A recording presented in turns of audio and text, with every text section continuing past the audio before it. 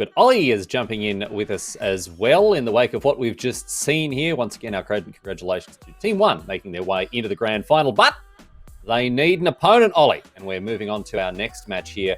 Ninjas in Pyjamas facing off against Team Liquid. You've been on the coverage of the BR6 this entire time, mate. Talk to us about these teams and exactly what they represent in that league.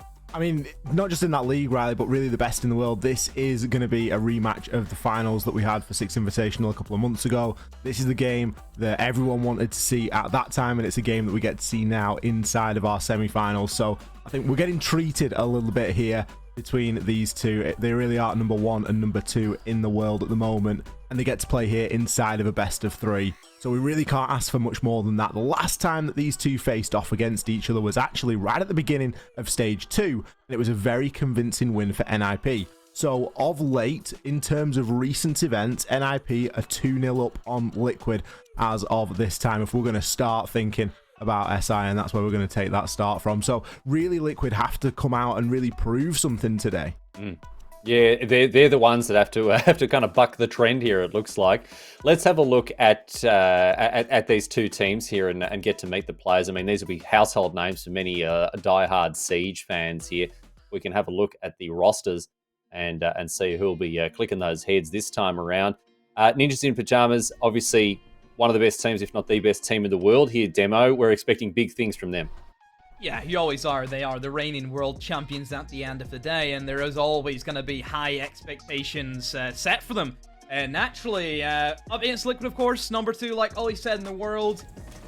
Ollie said, what could be better than a best of 3 between both of these teams? A best of 5, Ollie, I would throw at your face. But obviously, we don't get to see that in the semi-finals, so we'll deal with what we have. But I'm sure it will still be a great series nonetheless. And as it stands, I think the history of both of these teams is actually NIP who come out on top. There's been 13 wins to 7 wins of Liquid. So you can see, you know, NIP definitely of the history of both of these teams, they have the better outcome.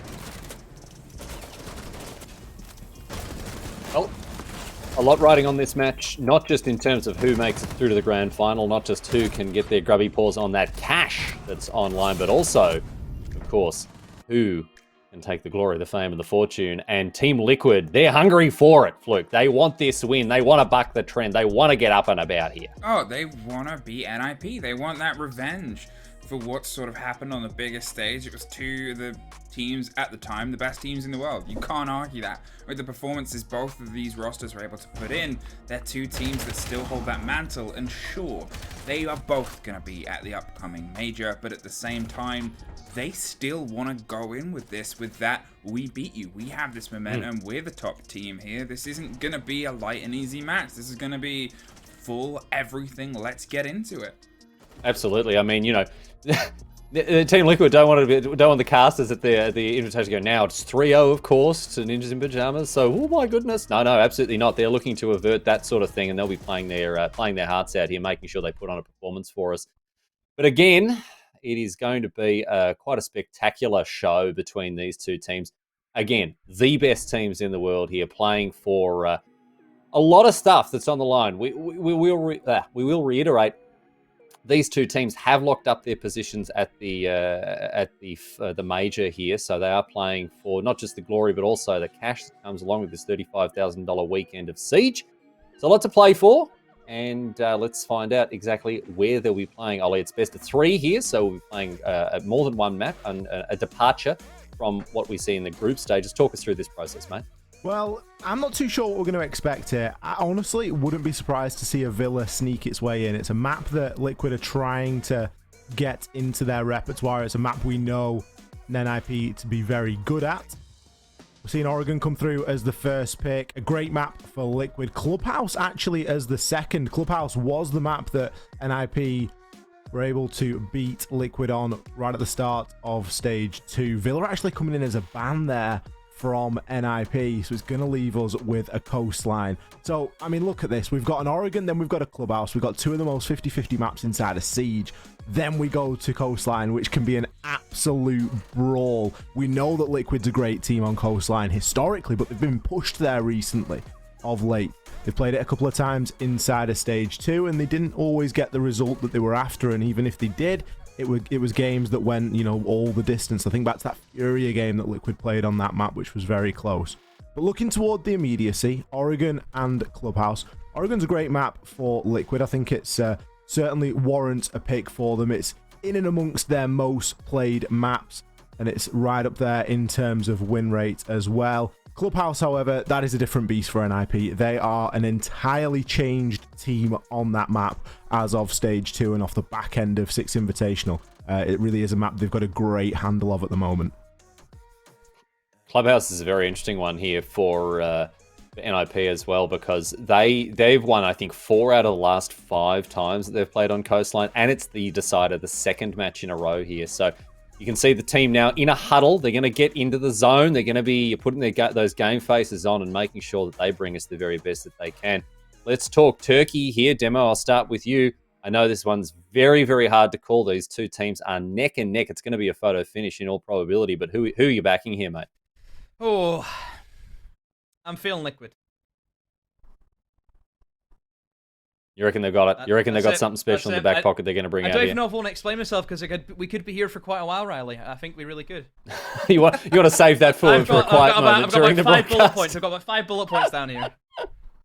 Exactly. Don't waste all the good stuff early on. All right, Fluke, what about you, mate? Are you feeling Liquid as well, or do you think NIP might have it for the 3-0? I think NIP might have it today. I think it's going to be a good battle between the two, but I think NIP have just had a little bit of a smoother journey so far.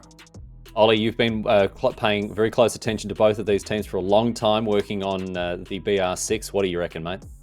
It's a tricky one, and it's hard to call. And I was having this conversation last night. A couple of people were messaging me saying, who have you got for tomorrow? And I was like, honestly, this is probably the hardest game to call. You've got Team Liquid, who are coming in off the back of momentum. We saw what they were able to do in the lower bracket in the lead up to the grand finals at Six Invitational. They've played yesterday, and they're going to be playing today. That's something that Liquid are good at. NIP, they're coming in a little bit cold here. If Liquid are able to get an early map advantage, and who knows? All right, well, as for me, I think...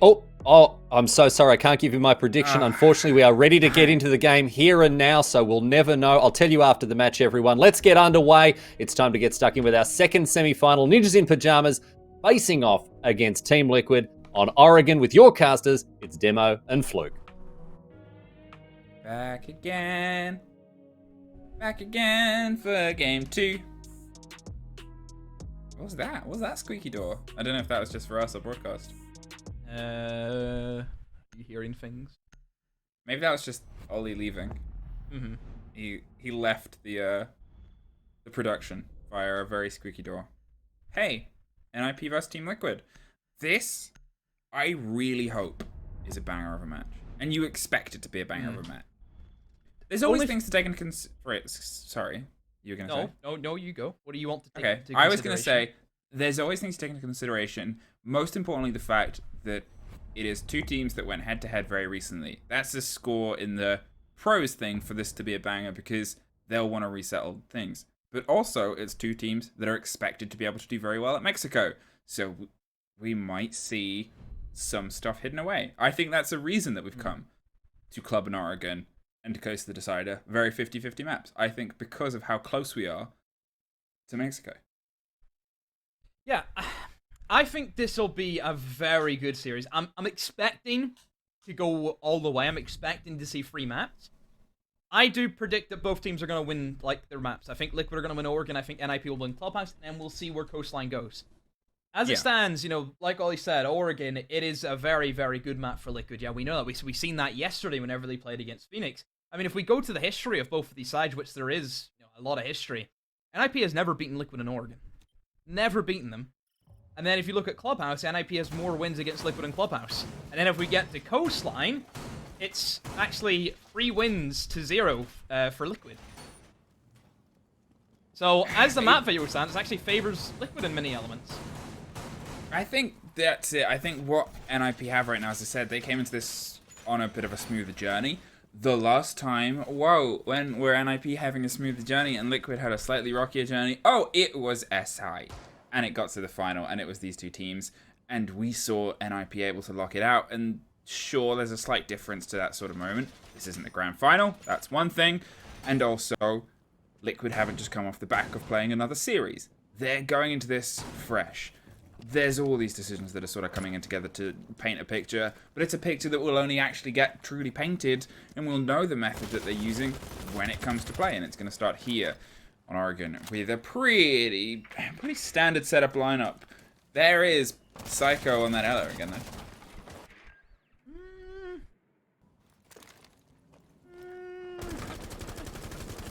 I mean, whenever I'm going into this game, look, there's always something in the back of my head that thinks, this could be a 7-0, this could be a 7-0, this could be a 7-0. Because it's just one of those games where I feel like these big teams, if they have, like, momentum, they just steamroll each other. But big teams get the responses. Big teams know how to handle things going away from them. Big teams with experience on the grandest stage don't get so easily shaken, don't get so easily stuck in their own heads, because both these teams have won on the grandest stages, and both these teams have lost on the grandest stages. You have the full range and ratio of emotions among these two rosters. They know how to handle going 3 down, 3-0 down, 4-0 down, 5-0 down. They're less likely to lose the wheels on the side of the truck and more likely to look for ways to refuel themselves. So, Liquid, what are you opting for? Looks to be quite similar to what they normally go for, which is open up every hatch, do a little bit of reconnaissance, find out where the weak points are for NIP, and then go from there. Looks as if they might be rotating towards blue, seeing double rotate from Sexy Cake and PSK, and because PSK, of course, is a hard breacher, we would expect to see a lot of pressure towards that blue side. I think the mirror windows also just kind of deter anyone who wants to try and push in towards that laundry. As they're trying to pop the pressure here onto the side of blue, they're looking for a bit of a lead in. They're looking for a bit of damage that they might be able to do structurally towards the shield that's otherwise stuck in on the far side. The sprays sort of swing round as another canister pops just round on the shoulder. It's Kamikaze that gets the opener there, and Sexy Cake is the first off the board. The Twitch is gone, and puts them in a bit of a trickier situation, but now that is every canister popped as well. So Kamikaze is going to replace the smoke canister with the smoke himself, ready in waiting with the shotgun. The pull on the pin of the grenade gives a bit of the bait away, but Kamikaze is the one that wins out. Nesk is the next to fall. Muzi, gets swung. PSK sends him home, and see if Liquid can try and capitalize, but no, Pino with the shotgun. The double shotgun's really working for Liquid, and another free shotguns rain in hellfire upon Liquid, and PSK is going to be up against the Ella shotgun. But we'll actually find one kill and another! All of a sudden it's a quad, and he almost had it! But there's the little shotgun that comes in. Have we just seen just a shotgun fest? Like, was that 4 kills for shotguns? 5 kills for shotguns? I have no idea. It was a lot of shotguns. There was a lot of shotguns, and it turns out, Demo, there was just enough shotguns. Oh, what a way to kick it off already. Yeah, we almost opened up with an ace clutch there from what seemed like a pretty dire situation, because the failures were a bit all over the board. To be fair, an ace clutch, I guess, by definition, is always from a dire situation. You don't usually have ace clutch follow success, but the lockout came through there. It's something that they can sort of keep as the energy. It's the first round, and it went almost all the way to everybody dying. Okay, that's another. Remember the little pros and cons about how this could be a banger? There's one. There's another one on the pros board. Okay. So, moving in now towards this top floor. Liquid haven't changed up much. We're seeing, I think, a switch off of the Twitch, and now we're seeing the IQ be brought out by Sexy Cake. Maybe, of course, that's in response to Valkyrie. As we're seeing, Pino will be bringing that operator, and we've talked in depth about how strong Valkyrie can be on a map like Oregon, where there are outside areas, and you can definitely play aggro, utilizing the information. I think, typically, yeah, that camera that's going to be spot out by Moringa is one of the more common. It gives you complete lines of sight onto the south side of the building, but because it is, pretty common, it's very easy for the attackers to get rid of it very, very swiftly, which Moringa, it is there. Is he gonna... It's still on the antenna. Can I not? It's can I- gone oh, now. It's gone. Oh, there it is. Someone else got it. I was worried that, Sexy you know, Cake- you swallowed that assume out. Sexy Cake. Yeah. Got it. PSK is also there. Any of them could have got it. As you said, it was always going to get got. I think they were trying to look for a potential swing. Because it's so default, you might even expect people to be really bold behind it. And that's what they probably had a bit of concern about here. Palu's putting the pressure on the double window. There's a bit of movement that's coming in underneath them. And you can see that they're actually trying to find, I guess, some of the answers and some of the focus towards it. The verticality is currently entirely in the control of NIP, and it doesn't seem like, so far, Liquid's going to try and directly pressure that. They're going to do some work on the windows first of all, see if they can get in onto the bedroom, try and potentially get all the way onto walk-in. Ability being used to try and clear out that shield in towards Trophy. I think NIP are happy enough to hold it for the meantime until a little bit more pressure gets applied, and you see, they've even opened up that wall fluke. That just gives them another aggressive line of sight, and it's something that Liquid have to check. Moringa, he has to sit and hold that. So that's like a gun that would naturally be used to try and push in towards Trophy. It has to sit and hold an angle, and perhaps that angle, it could never get swung. That's it. It puts them in a bit of a tricky situation here. The longer they're sort of trying to formulate their way through, and the longer that they're trying to, I guess, come to a conclusion, is time for NIP to restructure and maybe look for alternatives that they can sort of stack up here. There's the pop around, a very bold play. Musi suffers quite a lot as they have to pull their way further and further back. It's good shepherding away. As I said, that verticality isn't truly being tested right now. It's held, but not being directly tested. Moringa is just going to leave the Claymore on the bottom of the stairs to buy themselves some time. 50 seconds now, and the pressure has to start coming through. The spray across gets the drop. Palu through the smoke finds the first, takes the drop to look, but look at how deep the players of NIP are.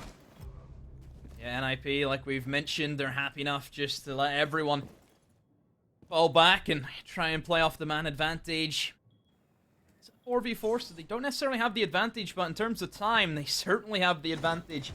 On that front, Psycho finds another. There's the advantage that they have. That's where NIP can just play it slow, and all the pressure is going to be on Liquid. 15 seconds, Liquid have to make a move, but this wall being open from Pino, he can try and hold them at bay. Takes a lot of damage, but quickly moves to the prone position. Psycho coming up light stairs to try and support his team. Pino still battling back. Liquid are trying to go fast, but not fast enough. Nesk will find one, but Pino finishes it off with a C4. NIP hold firm, and round 2 goes their way. Tried to just shepherd and corral themselves little bits of space, but unfortunately they could not quite get to the solidity they wanted. There was still those holds, that play in place, and sure, they'd done enough to force NIP into slightly more uncomfortable situations, but with the limitations of the time that they had left, they didn't really leave themselves more room for the adaptation in case the firefights went wrong, which in this game, in this setup, in this region is always a big possibility. Meeting in kitchen, we head on to next. The IQ swapped out potentially. The Valkyrie swapped out definitely to a Vigil to bait a little bit more of that roam play, and the Jackal is the pickup. No response. Okay. Moving into our third bomb site, and it will be meeting and kitchen. Usually the fourth pick bomb site. Third pick is typically the dining room and the kitchen, but now we're going to go for meeting. Both have their pros and their cons, but one thing that is always going to stay common is that the defenders always have to try and hold kids. That's because, I mean, the similarities is each site has a kitchen, and kitchen is, of course, located below the kids, so you have to try and hold that. One thing that I do like about this bomb site is I think Attic is an untapped potential that you can really have a fun time on if you're defense. I've seen some teams leave it soft, like the double Attic wall soft, and then it gives you a potential rotate in towards Big Tower. Obviously, the hatch can shut down anyone who wants to try and push in from Big Tower. NIP will be reinforcing the hatch on this occasion, so I think maybe they're expecting Liquid to go for a very heavy upstairs take and not necessarily just take from Big Tower. They'll try and spread themselves out a little bit and use that verticality to the best of their ability. Now, as we start to see a little bit more of this potential game get cooked, it's seeing what is served up next. The control on that space, on that roam, is going to be our next step. It's seeing if they can, I guess, try and get a handle of NIP and move in from that moment. It's not really the game that NIP's been handing over, though. The early engagement isn't really sort of the biggest stress for them. They've always been able to keep it at a little bit of an arm's length. They're happy to put the pressure on, as you can see quite clearly here. But to be honest, the eyes are, I guess, on the spread. They've obviously got the body here on the back of the stairs. They can go for a bit of a rotate or a quick movement if they really want to try and be bold. They're expecting pressure from underneath and on top of them as well. The canisters to move around. There's the reveal of a head. There's still the concern of anyone that might pop up around. They lose it. Ness gets the spray on the double as well. Takes the body on the center stage. Julio steps up to try and replace the mantle, but what an early opener here. Yes, a very, very strong start for Liquid. 2 opening picks. Kamikaze Muzi. There goes Psycho. Liquid have woken up this round, and they are in prime position to take this. It looks as if NIP even going more aggressive, knowing that they have to try and pull back some kills. Pino on that alibi, and you can see even Julio ready to see if he can pop up and find some kills himself. But Liquid, as patient as they want to be, they can easily get some drones in and find out the remaining positions of the last 2 NIP players. Holding desperately on the angle. Takes the first. That's a grenade, I think, in hand, potentially, that's going to get the drop on Nesk. It looked like they were holding one, but maybe they weren't. Maybe it was just the way that they are angled. Either way, lucky that they weren't, because that would be the drop-off and the lockdown, and it's Parley that has the lockdown for now. Gets the take, sprays it through. Pino has one more of his own. Tries to find the next, but cannot quite connect it. Team Liquid take the tertiary.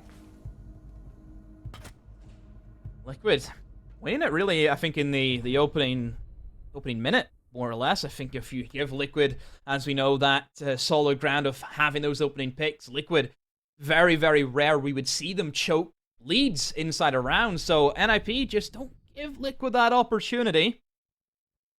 Don't give them that possibility. And it is strange because, like I've just said, Fluke, it's, Liquid are a team that are very decisive. If you give them an inch, they're going to take a mile. We don't see them lose, rounds. But then again, NIP are a team of clutchers. How many times have we seen people like Kamikaze show up?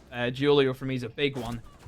It's very, very dynamic. Both teams have different playstyles, and they rely, very heavily on different elements of Siege. And I always think that makes this game so much more enjoyable to watch. Oh, yeah, entirely. It's having, I guess, demonstrations of the different fundamental dynamics. We talked about this as a conversation yesterday, and like the fundamentals of the game, and being able to master and control different variants of them and show that and demonstrate those aspects in such a sort of plethora of skills. It's always going to be exciting and enticing to watch. I'm curious how much of a setup we get here again. We've got a lot of shotguns yet again. I think Pino has doubled down. Yep, that's assuming Psycho's got the shotgun too. But pretty cared for close engagement. Yeah, certainly. Shotguns were massive for NIP on the basement the last time, and I mean, Liquid almost having a big clutch from PSK, but just wasn't quite. I wonder what Liquid are going to do this time around. That mirror is still being brought by Julio. The mirror windows are going to be great at denying the kind of freezer laundry takes if Liquid want to go for that. You fire mirror window on freezer, fire one on laundry. Both of them complement each other extremely well. The freezer mirror window, it gets covered by the laundry one, so it's a tough old cookie to crack. So typically you'll find Liquid will want to go for that blue take, but then if you go to blue, it's shotgun central. Steady approach here on the intel. They're trying to find something, and it was, I guess, that lead-in before where they did a lot of the body work across the rest of the map previously. They were able to steadily try and clear their way through. Here, it seems like they're going to play a little bit more of attention towards tower and the tower stairs first. Instead, they have the hold on the far side. They're concerned for a rotation, but they don't need NIP to be in that situation. There is the destruction of that barbed wire. There is the shots that say, hey man, that was my barbed wire. So, right now, Liquid, just gearing up that information again. Liquid are a very slow team in the beginning whenever they have their control of whatever floor they want to go for. Then they'll take their time to open up hatches, start targeting specific positions. Right now, if I'm Liquid, I'm thinking, okay, we have shields and blue. We need to get rid of those. We need to start rotating nades around, rotate Moringa around on the Sophia if you need to. Just do anything you can to upset NIP and their holds they're going for. Because NIP, like we said, if they start getting pressured, they're happy enough to fall back, and then Liquid kind of prey on the control that they can have over bomb sites. Well, they suffered from the top of E-Box. Musi, I don't think, realized just how under pressure he was here. He cannot give up the hold that they've got, especially with the minute on. He's gonna play it out, and there it is. Wanted to bait the utility, falls back to the secondary shield. Has the ADSs to offer himself some support. The amount of time that they've been able to waste by having that aggressive hold there. Kamikaze is buying Musi some time. That's the use of those smoke canisters, so they can rotate out of Pillar. They know E-Box was under the control of Liquid at that point. They know that they cannot be separated and isolated, because now that they have that control of barrels, they have that long stretch, they can dig their way all across that connector. Musi can only really cover the rotations, cannot offer support if the firefight comes through. The drone gets a bit of the reveal, the C4 does a little bit more. Sexy Cake is off the board on the entrance there, onto E-Box, trying to go for the default plant spot. Moringa and Pino find one apiece, another C4 pops off, 2 bodies. Musi, you have everybody to work with, but unfortunately they have nobody to support them now, though suddenly they don't massively need it. PSK, he was in the clutch or kick situation before. He's in it yet again. This time he can't quite get as close as he did before. Yeah, NIP really preying on the time. You can see the time starts to tick down, and Liquid, a little bit of panic, I think, just setting in on their mind, and then they start rambling about, and NIP happy enough to pick up the kills where they fall. So NIP get another round back, 3-1 they lead. They go back up to Kids, which is, of course, another bomb site that they have won in the past. So Liquid not looking too hot at the moment. Of course, it's still pretty early at the moment.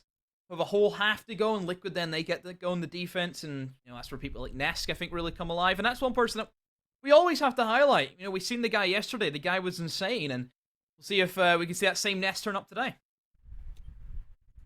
I think that was one of the things that we talked about yesterday as well, is early day Nesk during this tournament wasn't quite there to the level that he has been recently. Yesterday he was. He was a big force. He was a big showing, which is something that, you want your star sort of players, you want your star sort of rosters to show up. He ended the game and the series with a 4-game clutch on Oregon. It was fantastic to sort of watch, and you have no game bigger than your biggest showdown. You have no opponent bigger, arguably, in the whole world than NIP at this moment. But if anyone's going to be able to take them to task, it's a Liquid where you have all of their players showing up, and so far, it's okay signs, but always have a little bit more painted on the board. So Liquid, what are you going to do differently this time? We're seeing Sexy Cake on another switch up of an operator. Flores coming in for him. I think Flores will be a very, very good operator for him. Try and clear out the kind of trophy pressure that NIP have. It's kind of like this triangle that we've seen before, where you have one guy in Armory, one guy in Bedroom, and one guy in Trophy. And each really complement one another. So it's very, very tough to really crack down as an attacking side, because if you kill one, the likelihood of getting refragged is very, very high. So, yeah, it's going to be a tough one for Liquid to crack. I wonder maybe if that'll push them away somewhere else. Maybe an Attic take is where they want to go. And Attic is actually an area that I see falling out of favor massively across every region. Nobody really can be bothered with taking Big Tower and into Attic anymore. Yeah, it's a bit of a strange one, Attic, because it used to be quite core to a lot of things, and as you said, it's sort of dropped off. There's a lot of work that needs to be done. What we've seen, I think, and that sort of forced this hand, is a lot more teams are extending into Trophy and across the Bedroom. A lot more teams are putting up Aruni gates and locking off those angles. Moringa locks off the first there. Parley's hoping someone else drifts on Army Stairs, but nobody is gifting their lives as of yet, and it puts you in a bit of a tricky situation. But things like this used to not happen. You used to have that entirely locked off. A Bandit would try and trick it potentially, or you might play with the Kaid, and it would be the battle of making sure that they sort of didn't get this fully open. And since then, it's kind of, as you said, fallen out of favor.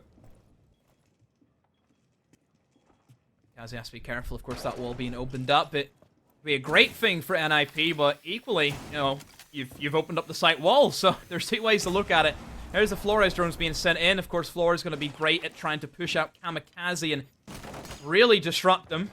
One thing about Flores is that you can move vendors out of positions and into crossfires, and Paulu finds one in the Psycho, and NIP definitely backs against the wall at this stage, but this is where NIP just become alive whenever they're up against it, whenever it's around that they should lose. They end up winning them. There goes the Flores drone, and that is timed perfectly with a swing from PSK. Muzi, he's going to be up next, and a great swing eliminates PSK. but then quickly shut down by Nesk and Pino all by himself inside of Attic. That wall being opened up. We've seen him play here last time, and Liquid will be aware. In goes another Flores run, and Moringa shuts him down. Liquid, very clean on the clear out of these players in sight. Yeah, as you sort of said about it before and alluded to, Attic isn't the biggest be-all and end-all for a lot of teams. The fact that the final body was there and they were just still trying to hold on to the rest of the hold, everything else had otherwise been shut down. They had the control of the space. The Flores was used masterfully. It did everything that you want it to do. It drove them into awkward positions. It drove them away from firefights when you otherwise wanted to be able to pull yourself a little bit closer and a little bit more into the fight itself. It was that sort of bout of momentum that led them very well. And, you know, for an operator that some players and some teams have said is so exceptionally powerful, is one of the top operators for them at the minute, it's great to see the sort of exploration of his uses there in what is quite a sturdy hold.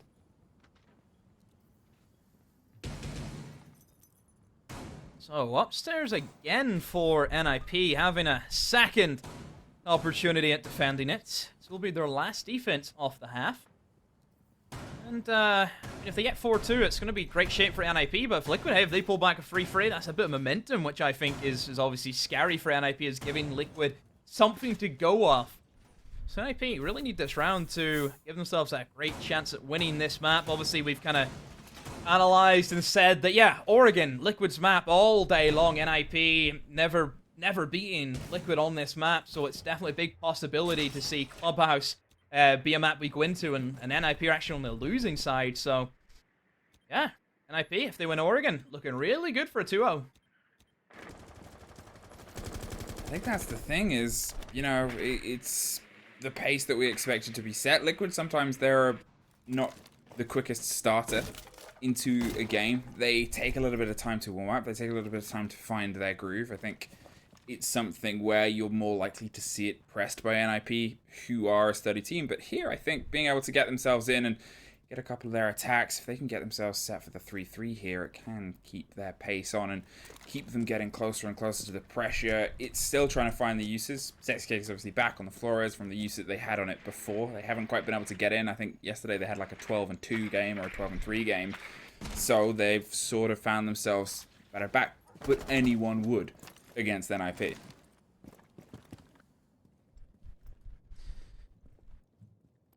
Ask.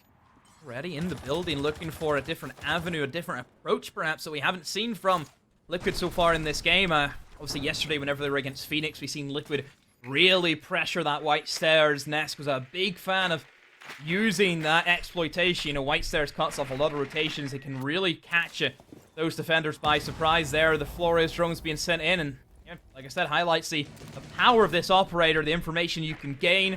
You can clear out areas like Trophy very, very easily. And of course, last round, they demonstrated how strong Flores can be with just moving one defender into the crossfire of another attacker. Well, now with the drones behind them, again, we're seeing very, as you said, masterful use. It's seeing if they can capitalize behind it. They haven't quite been able to pinch the body as they were able to before. And now as the wall starts to fall open, this is, again, something a little bit more traditional, that sort of hold, that sort of double reinforcement. But there's an awareness of the rotation, the capabilities. Nesk is holding off. They know somebody is loose, but they're not 100% sure where. There's the pings, and they've been able to slip underneath, but that body on showers could prove to be a problem. And someone's descending White Stairs as well. That would have been cool. That would have been baited. There is a catch, though. Musi gets got by that drone, and that is a big loss. Yeah, great stuff from Nesk, being able to eliminate the man creeping below, and Nesk almost finds a nade kill. There's a little bit of shrapnel to Kamikaze, but Kamikaze shrugs that off and continues on his way of smoking out the bomb site, trying to hold Liquid at bay. And 20 seconds ago, Liquid, they better get a move on, and shotguns are primed and ready for the trophy door. There needs to be some good crossfires and good refrags being applied, and there's one kill that rounds out PSK, eliminates Kamikaze, shotgun down, smoke gone. NIP are almost trapped inside of kids right now. Julio and Psycho really struggling to get out of here. And look who walks in, Psycho! Almost baits his teammate there. Liquid, clean up house. That was a bit of an awkward moment for Psycho. He ran out of bullets. I think they went for the reposition, didn't know that the body was on double window, sprayed against them, but caught somebody on the top of White, and suddenly they're all isolated, and they've all flooded the site. Liquid set themselves up with 3-3. They've been able to drive themselves back in with some positivity after not quite having it at the start of that. And NIP have lost that little bit of momentum. I think how late that execute came, but how successful, shows that Liquid have that pace and that coordination in a bit of the chaos. They're able to drive themselves in those tricky situations, and from then you build success, and from success you build yourself closer and closer to that final later today. Okay. So, even split. Does this favor? I mean, if it's even, does it really favor anyone? Again, I'm still leaning towards Liquid for Oregon. I think now in their defensive half, we'll see them really come alive. PSK got opened a little bit by Sexy Cake.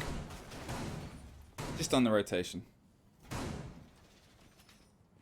Half HP. Still alive. Could have just killed him. Could have been Still a lot alive. worse. Could have been. But, you know.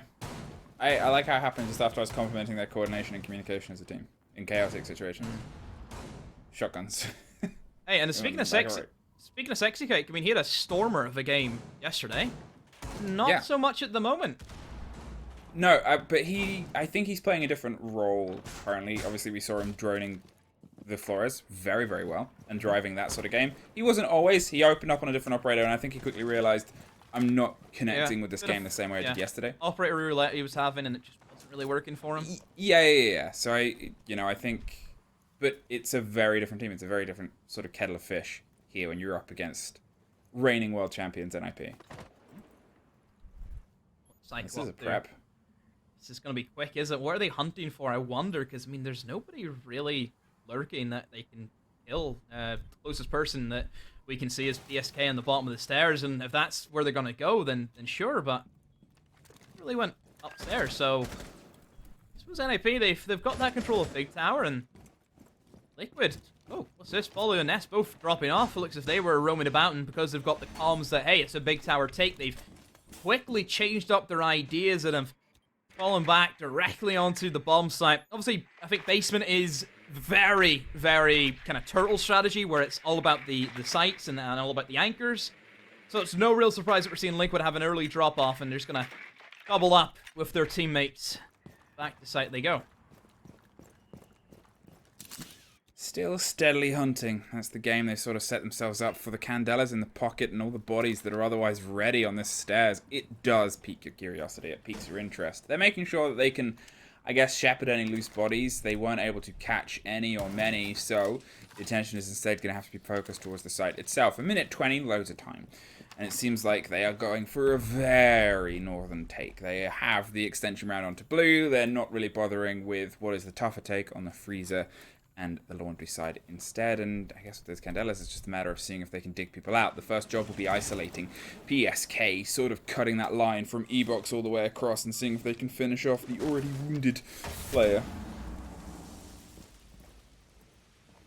NIP taking their time, clearing out blue the best that they can. That Ying's going to be brought in, and that's a big operator to really pack a punch and assist NIP with their final execute. So we've talked about blue, it's very, very difficult to gain control of, but the execute, as we know, is very strong for a lot of the attacking side, and if you bring in Ying, it adds even more chaos and even more explosive nature to it. Julio gets eliminated, takes a lot of damage from the smoke, still managed to take out PSK, who is causing them a lot of issues, but at what cost? They have 30 seconds to go.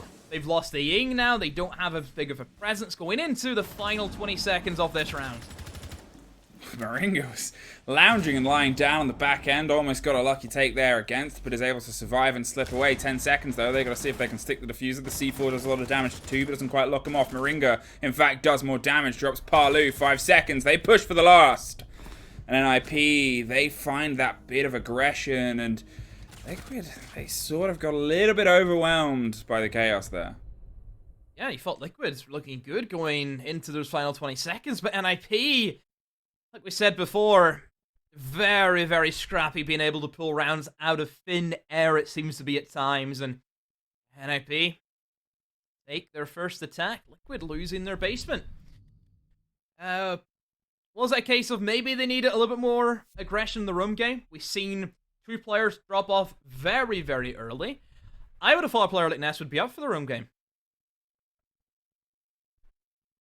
I think it becomes that mantle of concern is you know that they're good at isolating you, and you know that Laundry as a site, it offers you a lot of brick and mortar, but you have to be able to keep handles on parts. You know how generally if they're going to set themselves up, they're going to try and isolate E-Box, then they'll try and push onto Elbow, because the E-Box will give them the control of Pillar, then they can push Elbow, and then they can try and get the plant down on default.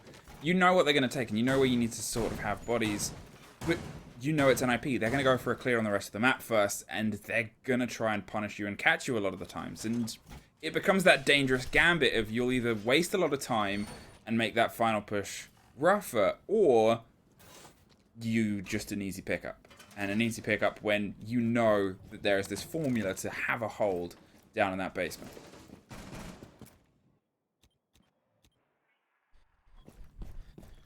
I would like to see a little bit more aggression from Liquid. I would like to see them take it to NIP and have those early engagements that really see them over the line. NIP with the Monty. This is a very signature operator from NIP. I know that, of course, over Invitational, we've seen this be played quite a lot, and me and Ollie, you know, we dubbed it a couple of times. Fluke saying, you know, panic Monty for NIP whenever their backs are up against the wall. Monty always seems to come out, but I think they've definitely shown us that Monty is just a pick for them, which is very, very strong. We already highlighted the fact that if you have a good Monty player, they're so rare. They're shinies. They're things you need to sort of clutch and hang on to and make sure you keep them, because if they slip away from you, if they slip through your fingers, then you're in a bit of a dicey moment. You're in a bit of a tricky situation there. It becomes a bit of a tough ask, because it's not just that you have a great multiplayer, it's that people don't often know how to respond to multiplayers. So you, in a weird way, have to protect them, because in those panic situations, when you've got that and you've got something they're not used to dealing with, that's when they're at their sharpest. So be cautious at the start and then build to the momentum for the end. Mm-hmm. A lot of pressure is going to be put on Sexy Cake's shoulders whenever there's a Monty maneuvering towards blue. So where the smoke player is going to be under a lot of fire. But then again, he is a smoke. Very well balanced to deal with. Of course, a Monty pushing at you, the Toxic Babes can do a lot of damage and keep the Monty at bay as long as you can. PSK using that deployable shield, but always cautious that somebody could be on the tower steps. NIP just beginning their clear out. Utility going down, and I'm sure a nade will come in from Pino, being able to eliminate the deployable shield, and that's gone. That will force PSK back just a little bit more. Psycho, here he goes, straight in with the Monty, but there is a Sea of Flames, unfortunately, from the Goyo. Toxic Gabe gets tossed at him, and oh, look at the damage going down onto the Monty. He's trying to find somewhere safe, but nothing is. Long arms. That canister to buy himself a moment, another canister pops. He's in a bit of safety, and he knows that the longer he can bait out those plays is how he can be rewarded. PSK's drop, there's the swing, where's one more, and there's finally some revenge, but you look at what's off the board, the Habana's gone, the Monty's gone, a lot of their close push there's been removed. They're able to find one more on the swing, leaving just Julio as this backline. The Capitao, who was the first to take any real damage on the swing to allow the Monty to go through, is now the last to take any, and it's Sexy Cake with the shotgun that locks it off with Liquid. Instantly respond to the loss here before. Yeah, very, very strong from Liquid. I think NIP just getting clumped up. You know, 4 players outside of blue.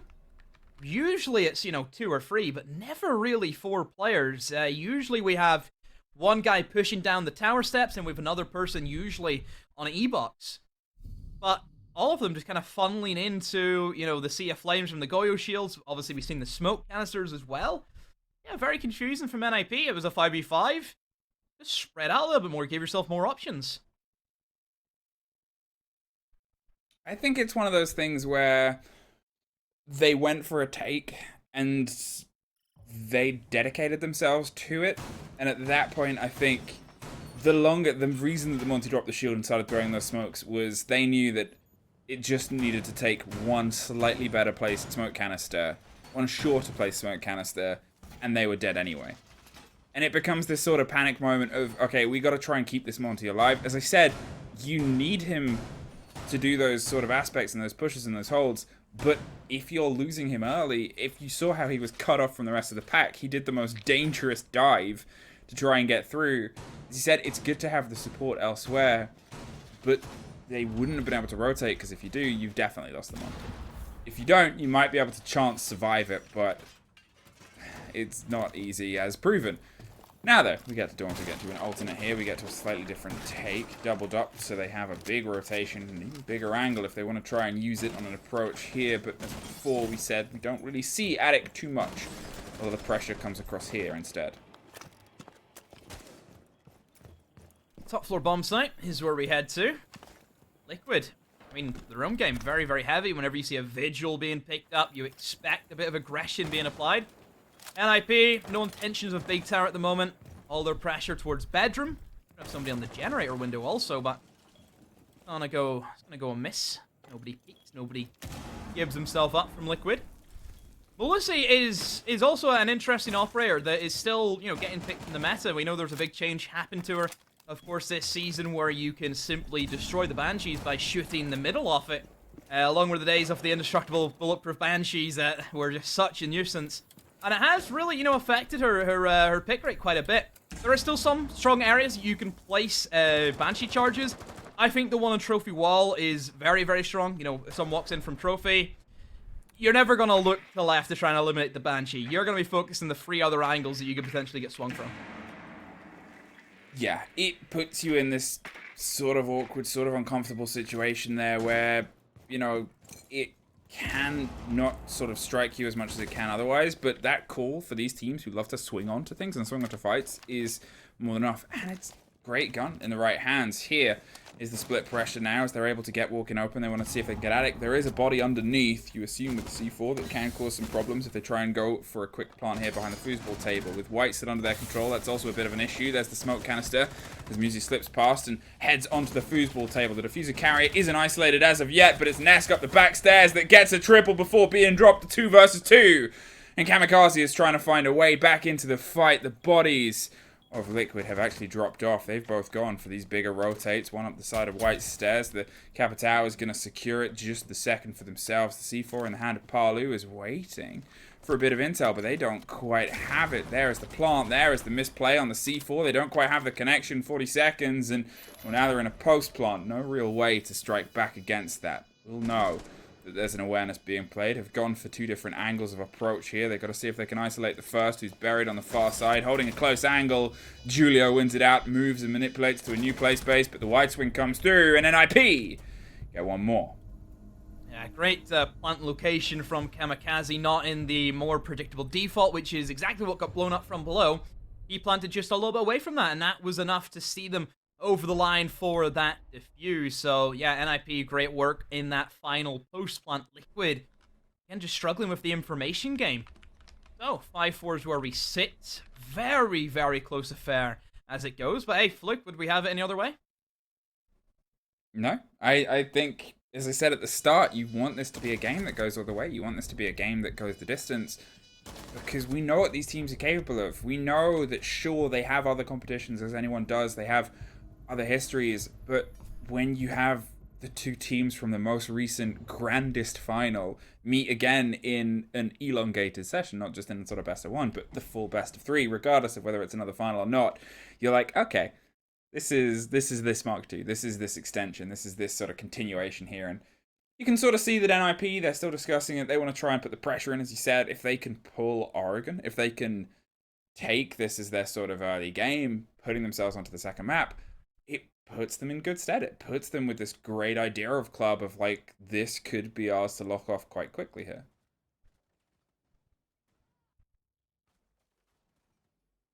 So just waiting as we have a bit of an issue. Another technical difficulty. Hopefully it's not going to be as long as what we had the last time, of course. But as it stands, 5-4 NIP in the lead. Still plenty of rounds to go yet. If Liquid can pull it back, and I don't know, I'm kind of feeling an overtime this map. It feels like an overtime game, just the way it's currently moving. You also hear music? Yeah. You hear music? Do you? Or is it just me? Might just be you. Is it I good hear- music? I hear some music. I don't know if that is us or not. I'm really not sure. Is it good music? Do you not hear the music? I don't hear the music, but are you listening? I'm entirely clean feed. Okay. Yeah, I hear You? some music. I'm not sure. The audience is hearing music. I As hope well. so, or hopefully. I mean, hey, if it's just for my pleasure, then sure. If it might be, Then just then thank you. direct to you, because they know that if they don't and it's a bit of dead air in the game, that you get distracted like a small bird and you'll wander away, and they have to keep your interest high. So they play. Mhm. They'll get out like shiny objects later as well, like Uh-huh. stats and cards and overlays for you to look at, so that keeps your focus. And then occasionally, if we really need you to stay, we'll get Ollie in to say something that'll I am not an animal. get you irritated. How Like a small how bird. dare you? Like a small. How dare you? Like a small little pea bird that we need to just How dare you? coax to. Despicable behavior, I'll be honest. Absolutely despicable. Hi, if you've just joined us, it's 5-4 on the first map. It's Oregon, and it's been back and forth. It has sort of been both teams digging in. The thing is, what we've seen so far, though, however, is NIP's been able to have, I would say, more earlier success in their attacks than Liquid. They've also suffered a disconnect, unfortunately, so they'll be back in sooner rather than later. That's why we're having just a little bit of a moment, a little bit of a tech timeout here. Hopefully back in soon. There's things I can talk about, but I don't know if I should or not. I don't know if I should wait, because I got a glimpse at the next site and the lineups beforehand. Okay. Mm-hmm. And there's a certain man with a mustache called Warden who's on the board in the hands of PSK. And they're going to Meeting Hall Kitchen. So I'm curious to see what they sort of expect. Now, I don't know who disconnected. Psycho disconnected. So I'm not sure what was going to be in his hands. But there's nothing in the hands of the others. Granted, this is our glimpse before 6th pick, that would cause a Warden. So do you think that that is part of the play? Or do you think, and that's part of the play of a team that knows the other team very well? Or do you think that is them sort of saying, don't play anything like the Candelas that you did early game, because we have a Warden. Okay, let's 6th pick off the Warden. I mean, Warden is always. I always describe him as a man out of time. You know, he was designed for a time where all we seen was Glaz, Monty, Ying, and just a handful of smokes. Do you remember that meta? Yeah, of course. Yeah. I try to block it from my memory. And you know, Warden back then would have been, you know, the perfect operator at the time. But since then, you know, Warden got added into the game whenever they announced that all of those operators were getting massive nerfs. So, yeah. Yeah. Wrong place, wrong time for Warden. But hey, we Yeah, see it the odd time. We it's see a it fun the odd meta. time. The odd time it happens. Yeah.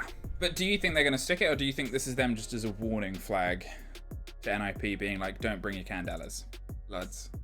I mean, NIP, again, are not fearful of bringing Monty, so if that's what they're expecting is Monty being brought in and using smokes, then yeah, Warden's going to be a great pickup for that, and I think Liquid will probably still stick it, mostly because who's to say what NIP are bringing? You know, NIP could equally just 6th pick onto a Monty, so yeah, I think Liquid will probably hang on to it. Wow. We're in. I think in just a moment we'll have things back over. And then we'll see. We'll see if it gets locked. There's the bait. There's the 6th pick. Da da da da da. Maestro da da da da da. Psycho, what are you gonna do if there's Candelas? That'll be funny. There he is! Yeah, all the things I talked about. It Should've- came should've true. Should have stuck with Warden. They baited it. They said, don't bring it. We've got Warden, but it was a bait, and NIP knew them so well, they went, whoa! Bait inside a We bait. know this is a bait. Yeah, it's a bait, Bait inside a bait. inside of a bait. It's a bait cake. Have you ever seen the, I don't know if you're a fan of classic comedy films, such as, you know, your Laurel and Hardy's, your Abbott and Costello's. Have you ever seen the Abbott and Costello sketch where it's they're fishing, and he finds a fish and then he throws the fish back in to catch a bigger fish? That's what that basically is. He's thrown in the bait, to see if he can, catch, say, oh, don't go for the Ying. He's pulled back, and then he's threw out a Maestro, an even bigger fish, and he's going to lose that fish as well. He's just losing fish, and it's not going to work for him. Honestly, it's a read of two teams that know each other. It's a read of two teams going, well, they've done this. And I guess it's almost strange. They know that they play around the Candelas. They know that they can bring the Ying. They think that they can be, I guess, they would have expected it as well. We don't know how deep this goes. We don't have this pulls back, and Liquid were thinking, well, we know that they know that we know, but they won't know that we can use Maestro. You know? I mean, Maestro is good against smokes. Let's not be around it. He's still a very strong operator in that element, but I feel for, especially this setup, I still think Warden would have been a lot better for them. I still think Maestro will have a good chance, obviously, with also the Capitao charges, even more smokes on the board also, so it does give him a bit of a foothold, but it's just the flashes and the Candelas and the Yings that I worry about, and I feel for this bomb site also. No, that's a great pick from Sexy Cake. I don't see him, but Sexy Cake does. It's a good start, but yeah, I think the Maestro, it's going to be difficult for him to actually find a good position to sit in the Maestro cameras. It's a very similar story to how I feel sometimes on maps like Coastline, where you can get a little bit claustrophobic. Caught out just by the angle of someone going for a bit of a swing. Thought they were a little bit higher and a little bit tougher to find than they were, but a big blow, because you look at the sledge and you look at the site and the approach that they wanted. They were trying to dig their way in above the site itself. They wanted to open themselves some space. They've lost half their frag grenades as well, which means getting through some of these corners in this facility is going to be tougher. The opening over the top is always that concern, because you're thinking, well, they might try and C4 us. They might try and put this pressure in over it. It's Lucy that's dancing a bit of a dangerous dance. They're thinking about the Candelas around in the close corner, but there's still no easy method of approach. It is partially soft, though. So if they lob this over the top, they might then be able to try and apply some damage and destruction through the wall itself. See if they spray a blind person struggling to find the door. But it's a lot of waiting. Psycho finally releases, finally runs behind it, goes for the fight itself on Moringa, but is not otherwise rewarded. Sexy Cake blind, pulls back. No response. Psycho fires in a Candelan, slowly works his way in towards the top floor and waits. Good position. Expecting someone to be an attic, but nobody's there. Nobody's there, Psycho. Who are you after? After no one right now. So he's inside of attic. Has the hatch, of course, but PSK is aware of that and trying to hold on to that as long as he can. Psycho, a bit of barbed wire, has to try and get rid of that, but then there will be a sound indication, and ooh, Psycho, watch out. PSK is waiting for you. Down goes the Candela. The Psycho, are you going to try and drop this? Yes, you will. Oh, and Nesk has the cover. PSK has been down, but still Liquid have an onslaught of kills, and Muzi trapped inside a server. It's not going to work for him. Very strange round from NIP. All over the show, really. Yeah, it was a little bit particular. They couldn't quite, I guess, get a handle on what they were expecting to do here. The drive of the Candelas over the top didn't quite bear fruit. Liquid were not otherwise tested. They were happy to sort of sit in their locations. Obviously, they were gifted the early take against the sledge, which I said was costly because they're going for this take across the verticality. They had some soft walls. Imagine if Pino was in a position to hit the wall on Trophy, and they could have Candela'd their way through using the hole over the top, and it would have been an entirely different potential take there. It would have been an entirely different potential round there. It's costs, it's fallacies, it's how these things come together and how they get blown apart. 5-5. Still, neither team is letting the other slip too much further ahead. Man, the fancy tie is in. The Candelas are out. There's no Monty. There's a lot of flash potential, but in terms of the take and the push, this is probably the one where Warden isn't really going to have the best ability showing in terms of his ability, but it's also an MPX in the hands of Nesk. Yeah, NIP all over the show, really, aren't they, with their operator choices and just keeping Liquid on their toes. Liquid just, again, they've brought the kind of wrong operator this time around, but then again, Nesk has 13 kills and has the MPX, like you said, and yeah, we'll see what damage he can do. So NIP have completely sacked off, the kind of smoke take that they've went for in the past. They've went, I think, very heavy now on the utility. We're seeing, more frags be brought in. We're seeing flashes. So the area that they were struggling with, which was really the utility, they brought more of that to try and assist with that.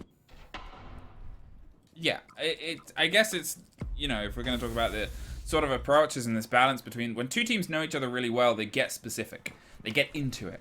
But sometimes they're also guessing each other's game. They're trying to be that step ahead, that curve. And NIP so far, I think their fluidity and their operator selections is causing more problems, but they can't quite get the finesse on the lockdown. They can't quite utilize the space of the collapse in the fight.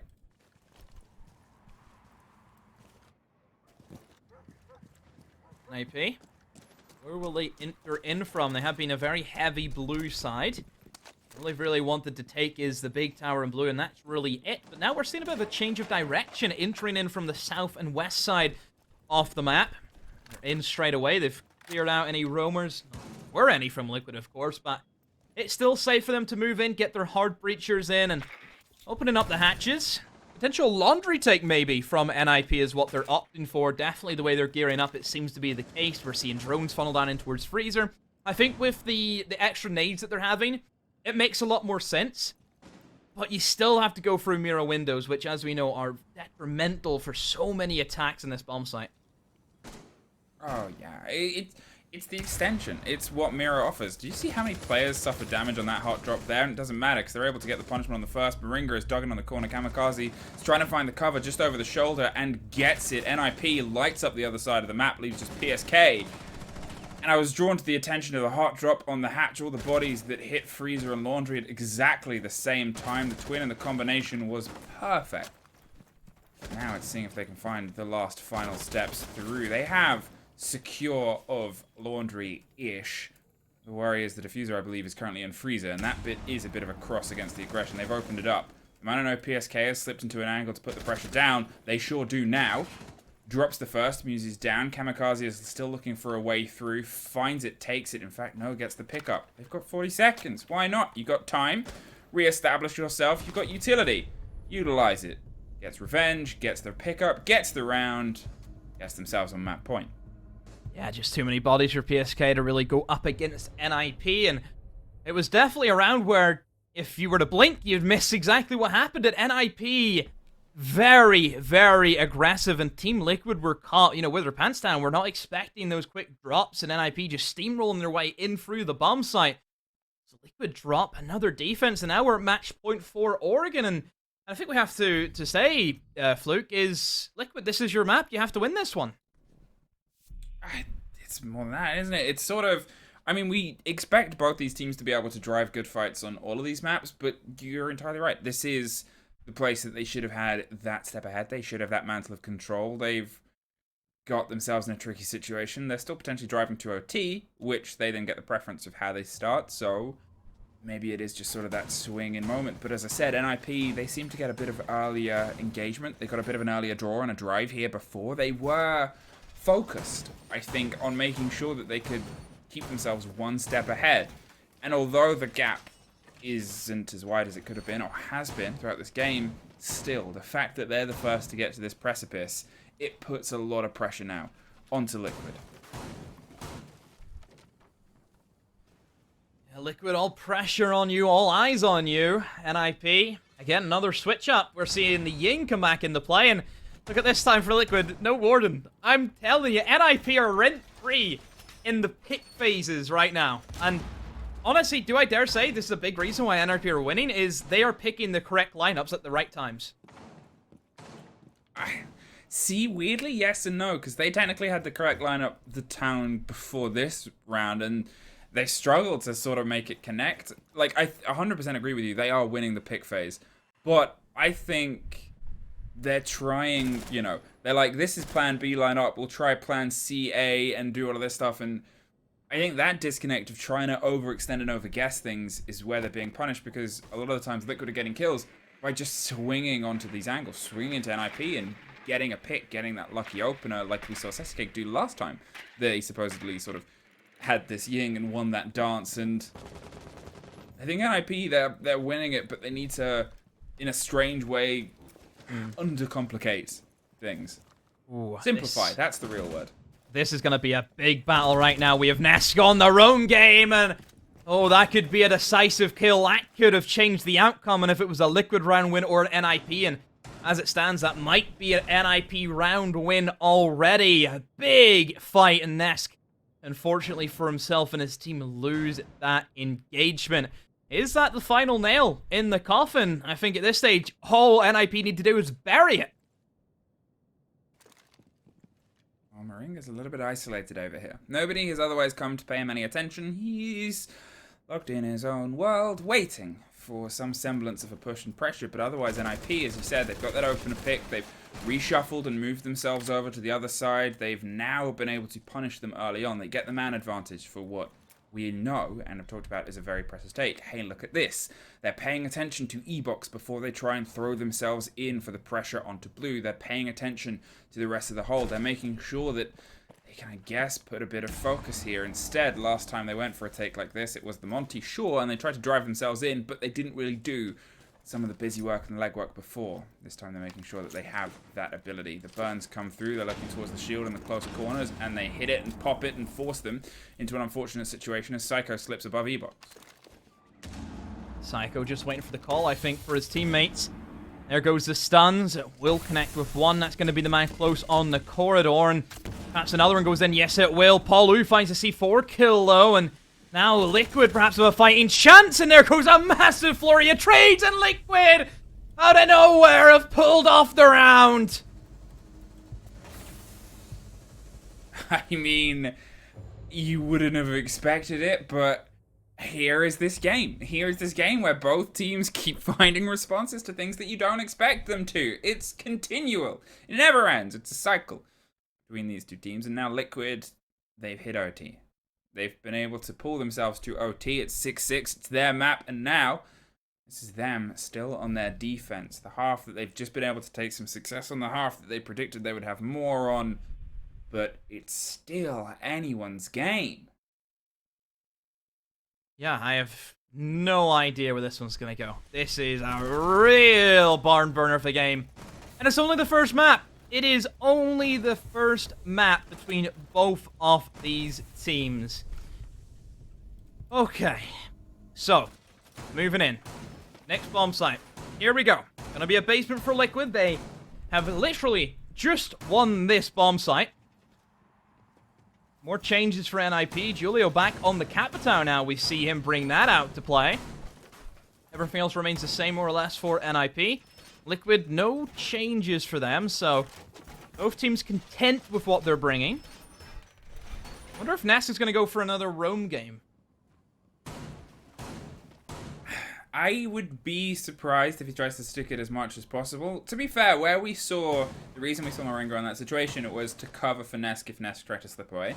Nesk had, obviously, you assume, the hatch open near him to drop into kitchen to get an escape that way to see if they can then pull away. Because if a player's in that situation, you sort of force a lot of teams, a lot of standard teams would have to make a lot of decisions there. They'd have to be like, okay, well, we need a body from Attic or Trophy to put the pressure onto the player, and then we need someone around the drop, potentially on Showers, to get them if they try and get somewhere else.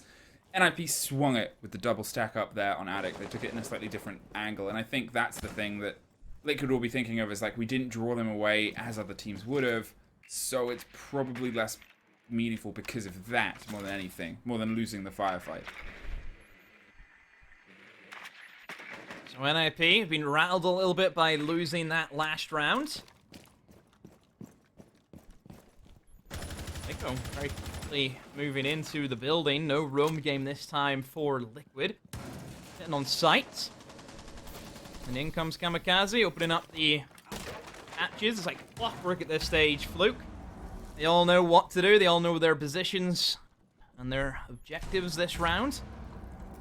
It's the blue side for me, which is what is really letting NIP down. They've tried to go for blue countless times. It just doesn't work for them. Their freezer take has worked out a lot better for them.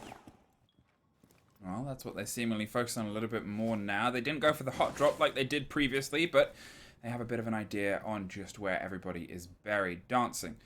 The bolts on the far side, but waiting for a little bit more pressure to come from the opposite. There's the first bit of the burn around the corner. They're trying to force them off so they can try and pop this Hibana window open. Psycho is ready to drop with the cover from the opposite. There it is. There's the slip, and there's the drop. Palu with the C4 gets the first. The spray comes around, and it's Nest to look it off before Muzi finds some response. Palu, though, with the double buried in on the back line, is able to make sure that they're punished. They still have, obviously, Moringa dug in behind the bomb chassis in a close corners. Everything they tried to throw themselves into there hasn't quite worked out into their favor. There's the ping, there's the spray.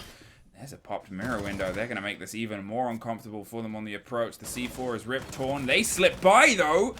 Great bit of game sense there from Kamikaze to drive their way through. 45 seconds. They've at least been able to get it closer to a bit of a body balance, but the isolation between these two players is tricky. 6x Kairos could open up that mirror window, or potentially a bit of a closer stretch, but they know that it's still a bit of a dead man's land with that body on pillar. They don't even get that far around. Sexy Cake with a shotgun locks off one more. The spray of the canister and the body behind a mirror window gets the spray on. Obviously, Palu is dropped. They might not know about that. 20 seconds. They know that there's still at least 2 more to get through. Yeah, so no matter of time now, I feel for Liquid just have to hold firm. They have a nice crossfire set up. Julio will be swinging, and there's the crossfire coming in. PSK knew that whenever he hears a shotgun blast, he goes swinging, and he finds that kill. Liquid now take the lead. 7-6.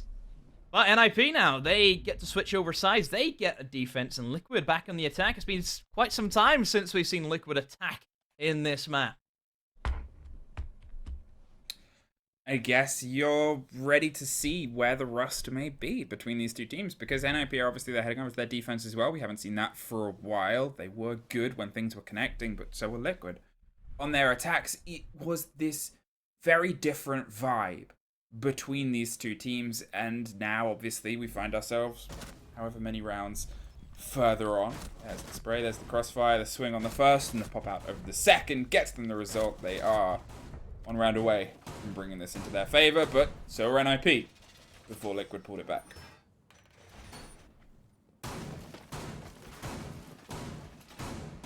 Right, here we go.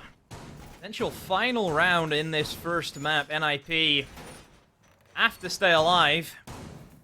Have to win this round. Liquid, 1 round away. Take the first map. 1-0 up in the series. Looking at the kills right now. Nobody on NIP hitting double digits at the moment. But then if you look at Nesk, you look at PSK, you look at Palu. 3 players hitting double digits. I think that's the sort of spread here, because we talked about it before with Nesk and Palu anyway, is you want them both to show up as a duo. You want them both to sort of show themselves up. And it's not that uncommon, but NIP is this very balanced strike force. They all have these moments. They all have this drive and this dig in. PSK's had a great game so far. They aren't always the sort of standout player, but, you know, they're still an exceptional player in a team of standout players. It's that sort of... It's like the Renshiro and the Rafale fallacy is when you're in a team with players like Shaiko and Alems who have these insane plays, your greatness is sometimes not as obvious because it's sort of this cool constant. And I think that's been PSK this game, is they've been so steady and so sort of succinct throughout a lot of their engagements. Good, doing their drone work, getting Nesk in nice and early. He's leading the charge in, and good. Look as if they're just going to set up probably for their blue take. I wonder if Nesk is trying to go a little bit aggressive and find the opening pick. Julio was there to meet him, but has since then been droned out and falls back down the stairs. And for NIP, do they go aggressive? Do they play safe? What are you thinking, Fluke? I think play safe for now. I think Liquid are a team that they know how to set up, but they also know that Liquid on this push have been very late sometimes. They have been sort of final 10, 15 seconds in terms of trying to get the execute off.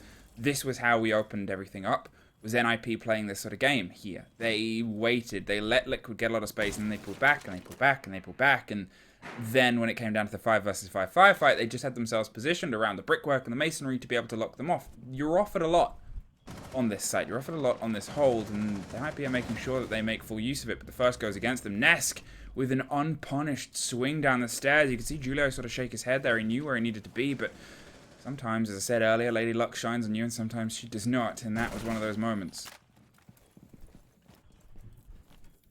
NIP losing that first pick isn't going to help them out. 45 seconds to go, and whenever Liquid are in this position, they're in their own element. They have that advantage, and you know, we've highlighted before that it's very rare we would see these decisive rounds going any way but a Liquid win. Julio holding onto that tower stairs the best that he can, but here comes the train from Liquid. Pino is also there, ready with a shotgun.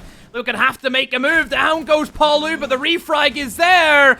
Nesk will eliminate Pino, and that will force Julio back into sight. Psycho comes out of nowhere with a shotgun. Now it's going to be a 3 versus 3. Muzi is still inside a blue, and Hope runs past the sledge. Nesk with a triple kill for Nesk. A shotgun is still alive inside of E-Box. Muzi puts down Nesk. Psycho with a shotgun killing Muzi. Cleans it up.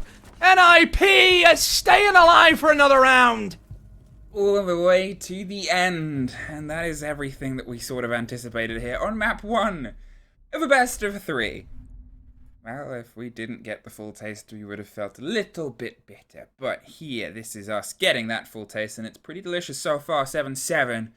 Not quite over yet. NIP have been able to find themselves into and back to map point after they lost it earlier.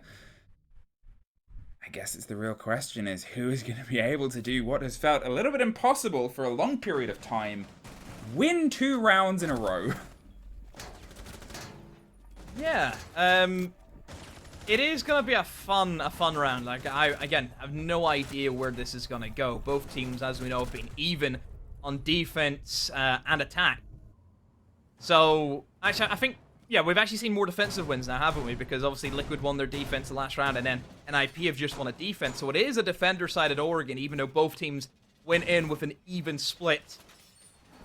But yeah, Liquid get a defense now. And they will go for a very, in my opinion, a very risky bomb site now. They go for the meeting. Whenever Kids was available to them, they're going to go meeting. It's that sort of drive, I guess. And to be fair, the hold that they've been able to do here has been pretty good so far. But I think a lot of that has been built by NIP not really knowing how to crack their way through. NIP have sometimes sort of struggled in terms of the holes that they want to put across here. We saw them entirely sort of scarper as things were led in, and it was one of those conversations about who's really winning the ban phase and the operator phase. Okay, it's sort of going this way, but at the same time, NIP sometimes on these sort of food for thought sites haven't quite had the rhythm and the ideas on how to take it, and suddenly they've lost a lot of time, and suddenly they've lost even more bodies, and Liquid just shut it up. So here they got to make sure that that doesn't slip away from them again.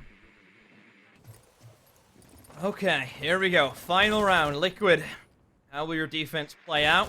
NIP attacking from Big Tower, going to get themselves in. Also, Pino moving in from bedroom, so perhaps trying to really pressure these upstairs roamers, not allowing Liquid to have this freedom. As we know, of course, Kids is a massive area for the defense on this bomb site. You need to try and control that as best as you can. It gives you, I think, a lot of freedom, because if you know you have Kids control, you know, you have hatch there, you can drop back to sight. The vertical angles that you can play are also very, very strong. Pino will spot out one player behind the deployable shield, and that's right in the middle of Trophy. Almost as if, you know, it's like an upstairs hold, you know, as if it was, you know, the Kids bomb site. We see this shield be played a lot, so Liquid are going to be using that, and it will give them the opening pick. Paulu's massive kill will eliminate Psycho, but then very swiftly Pino moves in with the refrag, and 1-for-1 trade. Who does that favor? I don't know. Twitch for a Jaeger. Take your pick. I mean, technically, Paulu, they sort of struck in there, and they went for a bit of an escape. They didn't try and hold on to it. They wanted their life, but to be honest, when the Jaeger's already put in that situation and taken the fight, oh, there was almost a bit of a blow back there. Then, I think they've going to put themselves in a good stead. You know, is close now on Death's Door as they finally start to do some body work above. They're going to set a drone on the far end, and they have a dead body to watch that if need be. The flanks can be a little bit controlled here as Kamikaze is eyeing up, opening up here. With that little bit of addict done, it means that anything on the wall itself, like potential mute jammers, won't be able to stop it. They're getting themselves the walk in. They have the angle towards it as well. The concern here is it becomes a bit of a long firefight all the way to the back of Split, to the back of the ballast. If anyone's on the sandbags as well, it's not always easy to find your drive all the way through. Kamikaze gonna sweep the drones in, spotting out any player who may be inside of meeting, but as they can see, nobody's home, nobody is in that location. Nesk is swung out from meeting, and another one falls for NIP. Sexy Cake takes advantage of Pino. That's a 2 versus 4. Toxic base being tossed out, and Giulio is at a wall He cannot get through the smokes. Now he's going to eye up a quick push in towards Kitchen, but another wall has just been deployed. The smokes are coming in so big, and the crossfires slam into NIP. Kamikaze all to play for a 1 versus 3, but with 3 seconds, he has no time, and Liquid will take the first map. Oregon goes their favor. All the way to the end, but Liquid keep it a Liquid map. It was their one that they wanted to come towards. It was their one that they thought that they could take the fight on, and to be fair, they did. But did they expect it to go all the way? Did they expect it to be as tough of a fight? And does that mean expectations for the next map are going to be even tougher? Either way, they still have potentially a long day ahead of them, and it started in the most stressful ways possible. Big opening game from Nesco, a bit of a quiet player on some early days, but here he made sure he made a lot of sound. Yeah, Liquid's massive stuff. Riley, talk to me. Talk to me. What do you say? You paid for your whole suit. You only need the edge of it. Bloody hell, these two teams come here to play, didn't they? They have given us an absolute belter of a show so far. And look, we don't expect it to stop. That was map 1 of potentially 3. And as, you know, they play to the absolute final whistle. Demo, we're going to see this the entire way. We're going to see the maximum number. Was it 45 games here? Hey, it's Siege. Anything's possible, Riley. It really is. It's there for both teams right now. We've got Ollie to join us as well here, offer his thoughts on what we've just seen. Ollie, these are the top teams in the Brazilian league. These are the top teams in the world, many would say. I don't think we'd expect anything less than a performance like this. No, absolutely not. Those two going neck and neck there. And honestly, toward the end, something that I said, I was in the different channel having a chat with a couple of people about this one. I was saying it really didn't feel like there was a definitive winner inside of that game, just with the way that the time ran out at the end. It was defense-sided that ended up prevailing in the end there for Liquid. And I'm sure that NIP are glad of having another opportunity or another couple of opportunities potentially if we do go to all 3 maps. Yeah, Fluke, I don't know if you're a tennis fan, but it sort of feels like it'd be one of them ones, you know, where there's 2 blokes still playing a game after 9 hours because neither of them can break serve or whatever. That one was just absolutely neck and neck, wasn't it? Oh, yeah. And I think you, as we sort of said in the cast, like, you don't want anything less than that. You want these 2 teams to sort of go all the way. You want to see them drive everything. And although there's other stuff going on, there's other competitions, there's a major not too far away, this is still 2 teams that desperately want to beat each other because of their history that they have, because of how strong the region is. You want to go into the tournament as the strongest team from this region. And this is that game to prove that, and this is both teams refusing to die. No, exactly right. And look, I'll be very surprised if we don't go to the full 3 here. And any way you slice it, the next map, I reckon it's going to be very close indeed. I believe we're going to Clubhouse. So is that correct? It's another map that is touted as one of these sort of neutral maps. It's a 50-50 map, a map that is very, very people have a lot of experience on it. So we're going to see some top shelf Siege. That's for damn sure, my friends. We're going to have a quick break and get everything set up. And on the other side of it, there's going to be more action from 2 of the best teams in the world. You're not going to want to miss it, my friends. So stick around. More Siege coming up after this.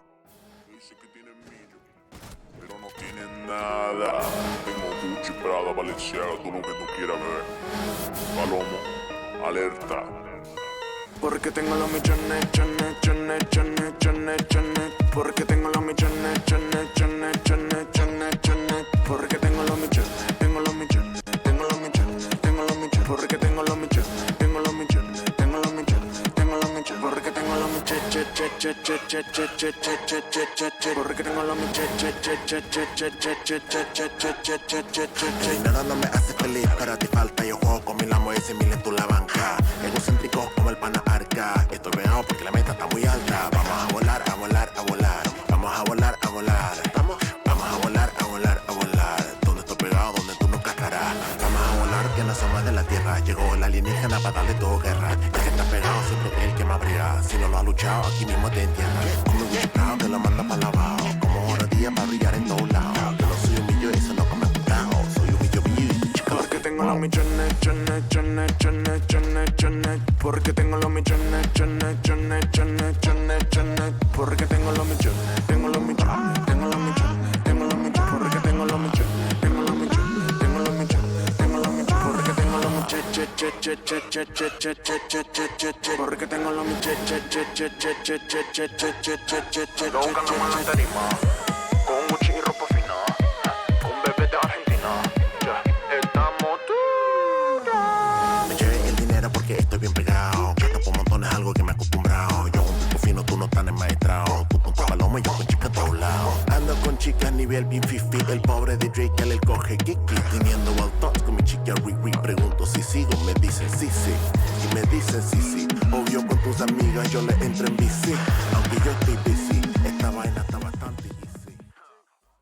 Live coverage of the LATAM League Finals continues. We are well and truly underway with our semi-final. Riley Knight joined at our virtual news desk here alongside Ollie. And Ollie, you've been a stalwart caster of the BR6, of course. You know those teams inside and out. And as we head into map number 2 between NIP and Team Liquid, are we going to see more of the same? Is this going to be a neck-and-neck map once again? We saw Liquid win their map. NIP picked Clubhouse. Is it going to be any different? I think we maybe see a slightly different result inside of this one. Clubhouse isn't a map that Liquid play that much. So we'll have to see how that sort of worms its way through. It's a map that NIP are very good at, and it stands to reason that it's their pick inside of this best of 3. But I think from going off what we've seen recently of both of these sides, we've seen a very good Clubhouse coming out of NIP. So whilst we maybe don't see the closest of maps here, I'm expecting to see all 3 maps here tonight, Riley, between these two. Yeah, I reckon so too. It's a safe bet at this stage that there's a lot of Siege left to play, my friends. And we don't want to keep you from it one moment longer than necessary. It looks like everything is in readiness. The players are standing by. Our casters are ready. Let's head down to Clubhouse now for the second map of our semi-finals here. With your casters, it's Demo and Fluke. Thank you very much. We're back. We're back in Clubhouse. Well, we've been here many times before, but we're back also in a showdown that just went the maximum amount of rounds in the first map. Liquid took it. It was their map. It was theirs to take, but they almost didn't. Can they do it again here? Or are we going to see NIP say, well, that was yours. This one, well, this is ours. Yeah, last time they played each other in Clubhouse, NIP stumped them 7-1, in and out, no questions asked. NIP very, very dominant in this map alone. So yeah, you have to give respect where it's due, of course, for a team like NIP as we head into our next map, of course, which is at Clubhouse. I mean, if we go over stats from the last time they played each other in Clubhouse, Julio was 10-5. Julio had a big standout performance, and there wasn't really anyone that you could highlight from Liquid in that game. So, yeah, we'll just see how it goes. Obviously, different circumstances, and Liquid, I mean, they have a bit of momentum now as they're 1-0 up.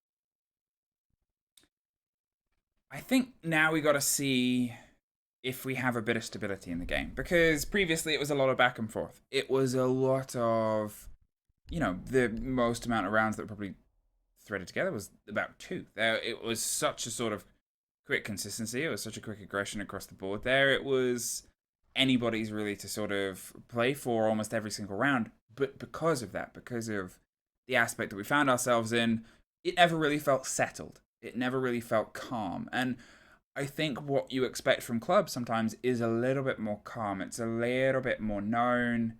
And obviously, I guess the onus and the mantle of the pressure here is on NIP to drive that. They're starting on their attacks, sure. So it might not be instant, but still, this is their playing field and their place to play. Okay, here we go. Clubhouse. How is this one going to play out? That is the question. Liquid locking in a church right off the rip. Set up from NIP, double hard breach, which is no surprise. On Clubhouse, you look towards, of course, the basement. You have to open up all the hatches. Some teams will like to pressure in towards Dirt Tunnel or even Triple Wall also. So, yeah, having plenty of hard breach is going to be great. And we've seen plenty of times, Fluke, where one unfortunate hard breacher has been spawn peaked, perhaps, and it's caused a lot of issues. Oh, there's nothing that can break an attack more on pretty much any map than removing a hard destruct from club. Even if it's just one of the two standard that you would bring on club. If you lose that, you lose so many options. You lose so much exploration.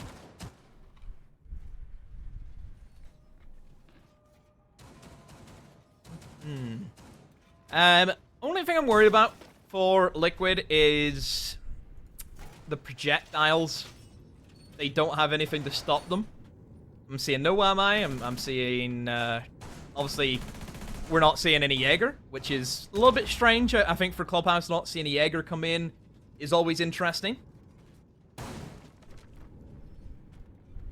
But, hey, they're going for the roam game, so maybe they can't afford to bring Jaeger. That's the thing. I mean, they really have sort of stretched themselves. You assume potentially Palu might even go to the top with the mute jammers if they really want to dedicate to the roam. You can see some of them are being played. There they are. They've locked off the top. They're going to leave PSK down beneath. They have, you know, sometimes what you'd see instead of that Goyo would potentially be either a Kaid if they want to slow them on the hatch, but mainly only kitchen, or you would potentially see a Vigil to really emphasize controlling the drones above. But it's a huge dedication on it, and Kamikaze's going to sort of say, well, I'm going to open dirt, and I'm going to make you think, okay, well, maybe they'll be a little bit quicker here, because if they want to try and set themselves up in a position to punish this, they have to get control of lounge, they have to do a little bit of body work, and it becomes expensive to go to try and clear out this many roamers. See Sexy Cake holding on to that hatch and holding on to that double window. Roam game hasn't really been tested so far, but Sexy Cake even himself is looking for an aggressive jump out.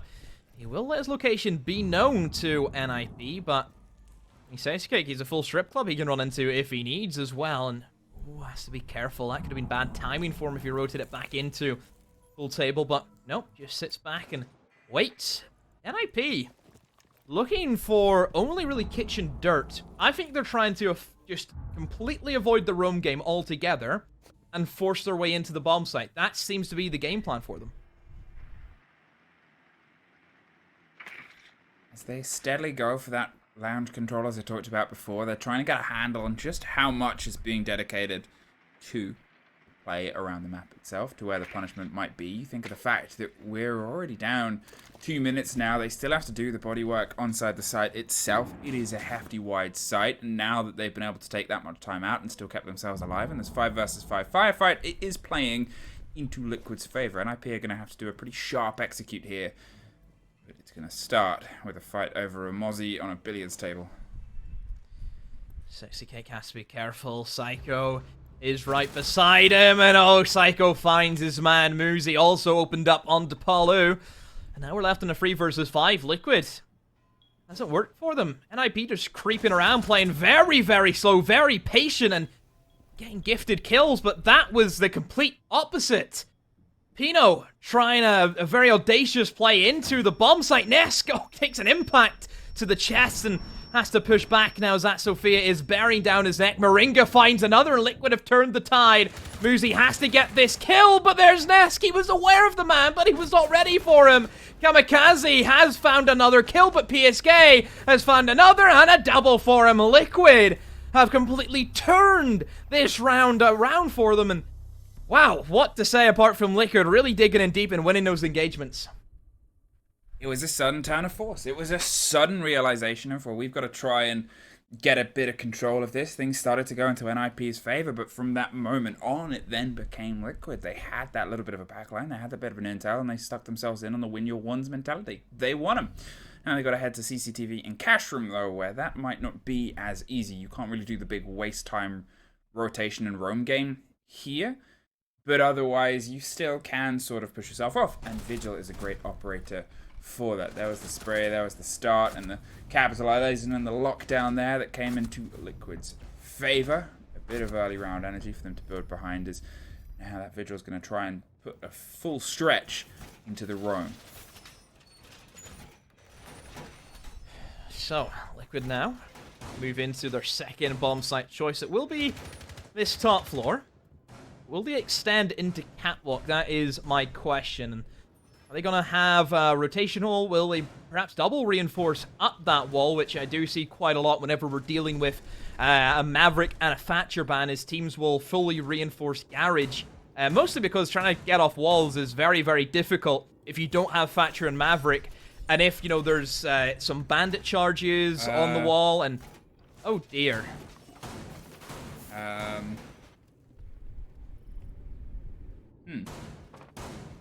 Was that to kill a drone? Because it wasn't a shotgun. but it was also a headshot. Hi. It'll live in a mystery for a little bit, but you know, NIP aren't going to look a gift horse of death in the mouth as a liquid member destroys another liquid member. I've talked about how that roam game can be big, and it will not be. They definitely won't discover the Vigil, because Vigil is dead. Mm-hmm. Yep, NIP. Pretty good fortune for them, of course, and big blunder on the side of Liquid. But yeah, this is where opening the wall is very, very tricky. Lack of Maverick, lack of Thatcher kind of means that you have to go below, so you'll see a lot of teams actually extend quite heavily and try and hold this lounge area the best that they can. You can see Nesk, he's down here, just roundabout, you know, kind of hovering between the lounge door, hovering up towards the staircase. Just trying to waste as much time as he can, get some drones, find a pick or two. But I think the main issue that NIP have to be careful of is the holes that are left for Moringa. Moringa in Catwalk has that lounge wall open. If that hasn't been checked, and if they don't apply any pressure on Moringa, you can cause them a lot of issues. Now, as they're sort of trying to find a bit of an isolated ground that they can build behind, to be fair, they were on a back foot on the previous round. They're looking desperately, and the concern, as you said, Moringa, he's looking for angles on the top there, he's looking for some aggression, but it's also a point where you're often expected to die. You sort of stick in, dig out, and see how long you can hold and how many people you can take down before they can finally shut you off, and well, that's what they're trying to capitalize here. That Rafters control becomes very big in terms of the final push. The burn of the ADS, the hop over, and Pino's able to find it. Now they can start really applying some pressure here with CC open. They've got themselves that bit of a clearing now. Where are they going to divert their attention to next? Sexy Cake, though, battles back, and a bit of deja vu now on setting in as once again Liquid have pulled back demand deficit, and it's a 3 versus 3, and well, Kamikaze is very much secluded by himself, and of course he is going to be that diffused carrier, so he has to be very, very cautious. Nesk has that deployable shield, but has not been checked and will remain, and he still has an ADS right beside him. No impacts for Muzi, no nades for Julio, so Nesk, yeah, in the prime time position. There are, of course, still C4s that can be utilized. We're seeing Sexy Cake use his smokes. This is going to be a very, very tricky execute for NIP. Well, there's the pullback. The canister is going to do enough to push them off, and it's still the concern of one more in pocket in only 20 seconds. Kamikaze is going to have to drive himself to a place that is a little bit of an off-piece plant here, but there's nowhere that's really that secure. There's a bit of a spray over. There's another pop of a canister. There's the bait. Kamikaze, you don't have time to wait this out. Sexy Cake is the last one standing, locks it off, goes deep. Kamikaze's just going to try and stick it, but he knows he would down and die. He's going to try and stick it. There it is, Julio, just get to the connection! Oh, I was worried a little bit for Kamikaze. I started to see him go for the replant, and the smoke is still lingering, but thankfully, it ran out before he could get taken out. Yeah, NIP, it was looking very scary for them, but Muzi, you have to give credit to him. Pushing up the main staircase and just finding one kill after another is massive for him, eliminating the C4s. The C4s had no impact in that round. It was really only the smoke, so yeah, Muzi. Whenever the going gets tough, he gets tougher.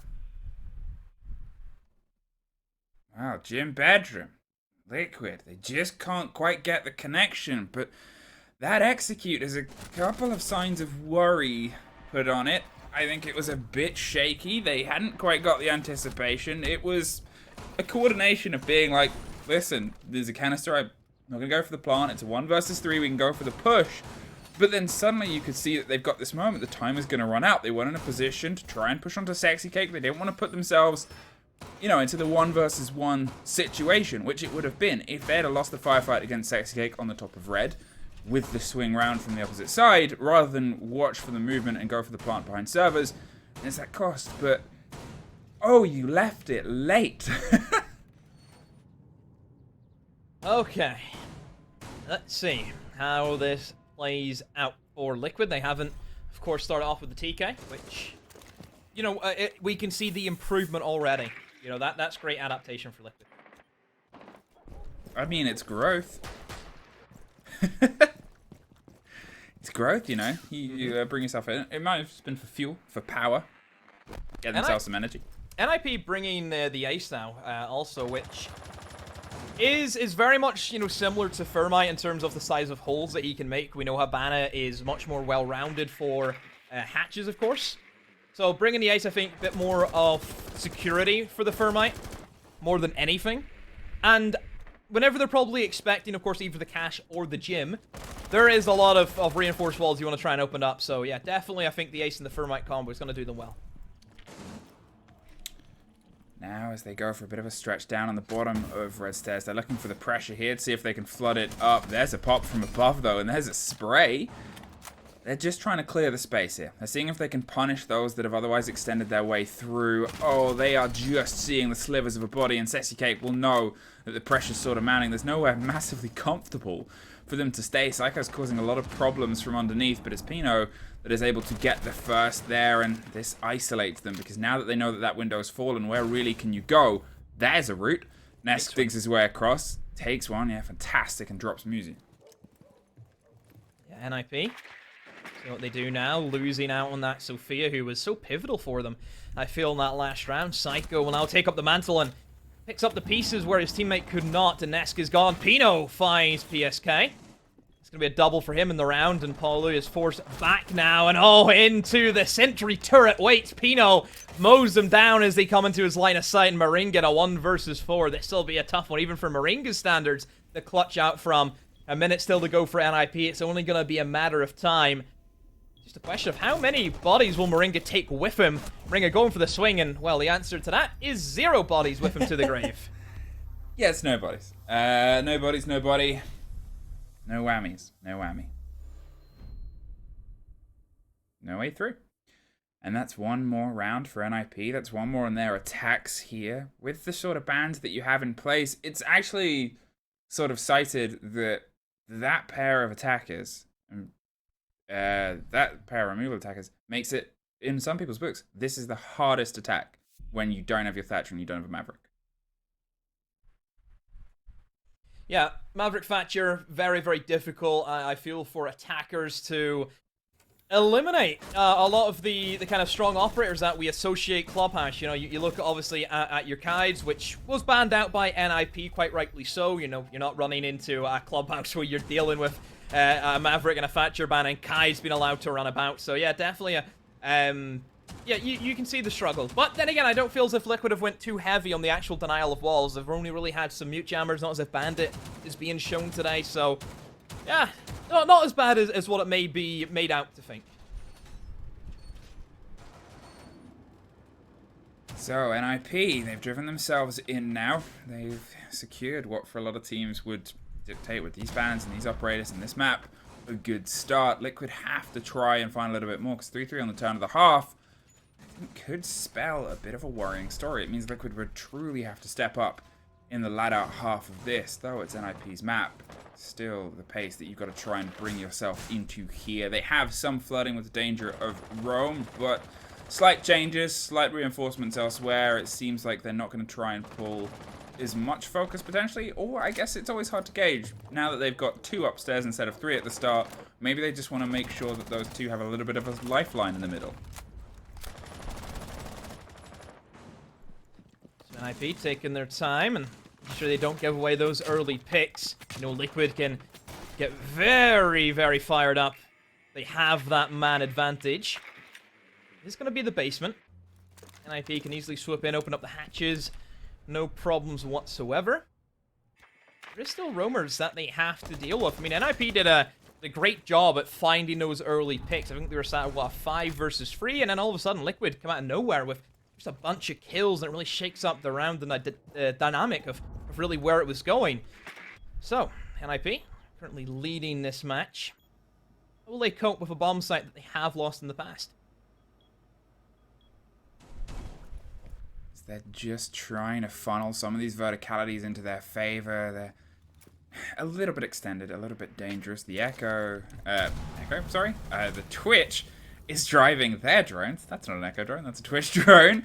A little bit closer on. It's this kind of push and prod game right now, but look at Nesk over the top. He's trying to apply some of the pressure here. Palu opens it up around the backside as Julio gets a bit of revenge. Palu gets one more, sprays towards the back of Dirt. Can't quite get the connection. It's Moringa that finds one more. Liquid have closed back down, and this is what I sort of said before. If they've only gone with 2 on the above, maybe they're going to try and have that method of extension so they can sort of collapse in and punish them in a different way. Nesk gets the 1 and leaves just Pino alone.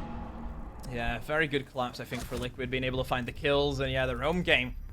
Very, very strong stuff from Liquid. NIP not checking that, and they tried the same thing again. They just wanted to avoid the roam game at all costs, but this time, the roam game really stepping up their gears. NIP trying their best at the Dirt Kitchen push, or Kurt, as I like to call it.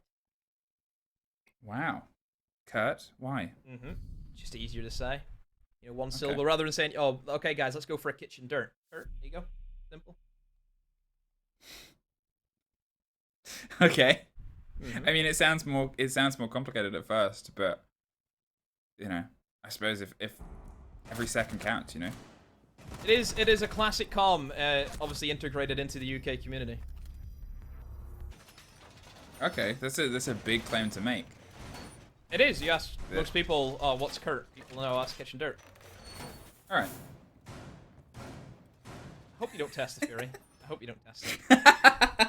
No, but I might ask Ace and Des too on the new. Oh, they'll know it. segment. Oh yeah, they'll know it. They'll know it. They'll know it. Yeah. Des loves calls. We know that. He loves split. Oh. It's the classic. Okay. 2-2. Back and forth, and round we go. But as I said, this is something where I still think NIP have been able to build some good ground. If they can get 3-3, I think that might still spell worry, because I think it's a tricky attack. I think attackers have a trickier time with these bans on this approach on club. So Liquid, I think they need to try and solidify these next 2 rounds if they want to have a bit of a smoother ride across this, and see if they can lock this off sooner rather than later, and on 2 maps rather than the 3 of the best of 3. Alright, what are we after here for NIP? It's going to be an upstairs attack. Opening up their main breach. Dealt with very quickly. Of course, the kind of soft mute jammer counter to the Thermite charges were dealt with very easily. Oh, Psycho. Unlucky. Misses the Twitch drone. Bounces off the rim. Off the balcony. Easy enough to pick it back up and fire it back over. Oh, but then he gets mute jammer straight away. Unfortunate for Psycho, who already is having a bit of a rough round. Look at his HP, not the strongest. And there he goes, he picks it back up. Let's see if he can get it this time. Is it going to be safe? Is it safe? Oh, we don't even get to see it now. Oh, I can kind of see it. That's good. I can kind of see it. Yeah. I think he's okay. He's finally able to drive his Twitch drone around, cause some problems. Moringa, as I said, he is in this sort of suicide spot. He's holding on to the top of the rafters for as long as possible. If he can take a body out with him, great. 2, fantastic. But otherwise, it's about burning time and utility, the biggest precious resources. It's not an easy place to play. It's exceptionally dangerous. And here comes the start of that burn. Nesk is able to, however, offer a little bit. Low health, finishes off Psycho for a huge cost. Yeah, one thing they have to highlight with Moringa is he shouldn't jump over. I know that last time whenever they were here, he went for a bit of a hero moment where he jumped over the railing, tried to eliminate this very man in this position, but it didn't work out for him. Now you can see he's much more passive, and it's just wasting more time for NIP. If you're looking for an offside hold, you're looking to waste utility, get kills, and waste time is the most important thing. So right now, he's doing everything correct. Muzi will eliminate Nesk, and Pino has to battle back, but he himself cannot land the kills. Has to be Kamikaze to come in and pick up his teammate. So a 4 versus 3. Bit of time wasted, of course, from that rafters, and this is where Liquid, they have to play off Sexy Cake and his Toxic Babes. He still has 3 of them, of course, so he can try and deny at least, 20, 25 seconds at the most is what he's after. Now as Palu pulls his way back again, he's looking for that bit of the waste of play. Obviously, we didn't get the full taste of what a Vigil could be able to muster here before, but now we get a bit of that idea in this situation, in this lock-off. They're otherwise entirely trying to force their way in through. They don't have the time to do a rotation from construction, so there's a body underneath that might push its way up red, but the first goes PSK's way. He's looking for the second on the fight up red. He takes it, and he takes one more! PSK for a very important triple over the top, locked by Palu, and Liquid take the round. Very impressive stuff from PSK, and once again, that deployable shield has caused them issues. Not clearing out that piece of utility, it means that they cannot play that very aggressive nature where they're going in for the plant, all of them rush in through the breach, and they try and just overwhelm their opponent. So, yeah, NIP just missing just a little checkpoint on their way to victory. So, hopefully, if we see that site again being defended by Liquid, they'll be ready for it. It will be the final defense for Liquid, and NIP, they've brought out the Ying once again. So Psycho is going to treat us to a bit of Ying play. It will be the gym and bedroom, and this was probably the best round for NIP. This was it. This was a good take for them. It sets them in a good sort of stead. As you said, they have Psycho on the Ying. They might be able to apply some pace here. They might be able to try and break their way through. There was a lot of time that was sort of played around Psycho on the Twitch underneath, and this offers a bit of direction. This offers a bit of direct action, most importantly. They can sort of just set their sights on that entirety of the eastern side. If they're looking towards Nesk on a lockdown, they can potentially try and drive themselves in instead of playing that underneath game. Why not go direct? Why not bring Ying? Why not see what happens?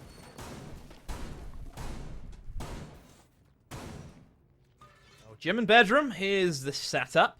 I think NIP did a great job at clearing out the roam hold over towards the cash room, which is very, very common. 9 times out of 10, you will always see the defensive side extend over towards that side of the map. NIP cleared it extremely well. You know, the push-up, the staircase, they had, 2 people pushing up ready for refrags. So if NIP can just play the exact same way they did, they should have no issues. I think the pressure now is going to be on Liquid in terms of how they will rectify the areas that they really struggled in.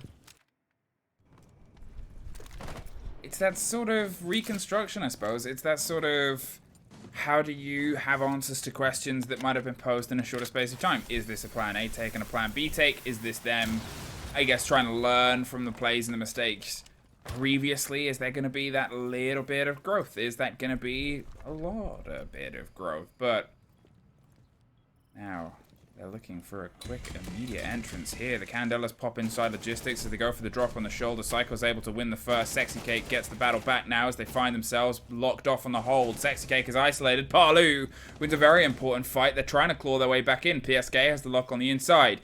They went for a quick bit of aggression. The pings give that game away. Kamikaze wins a fight that he really shouldn't have. And now as he sprays towards Showers, he's been able to slip his way inside the gym site itself. It's a 2 versus 2, but they need to see if they can dig out this core body to spray around the side. It's a dangerous dance that Liquid come out on tops.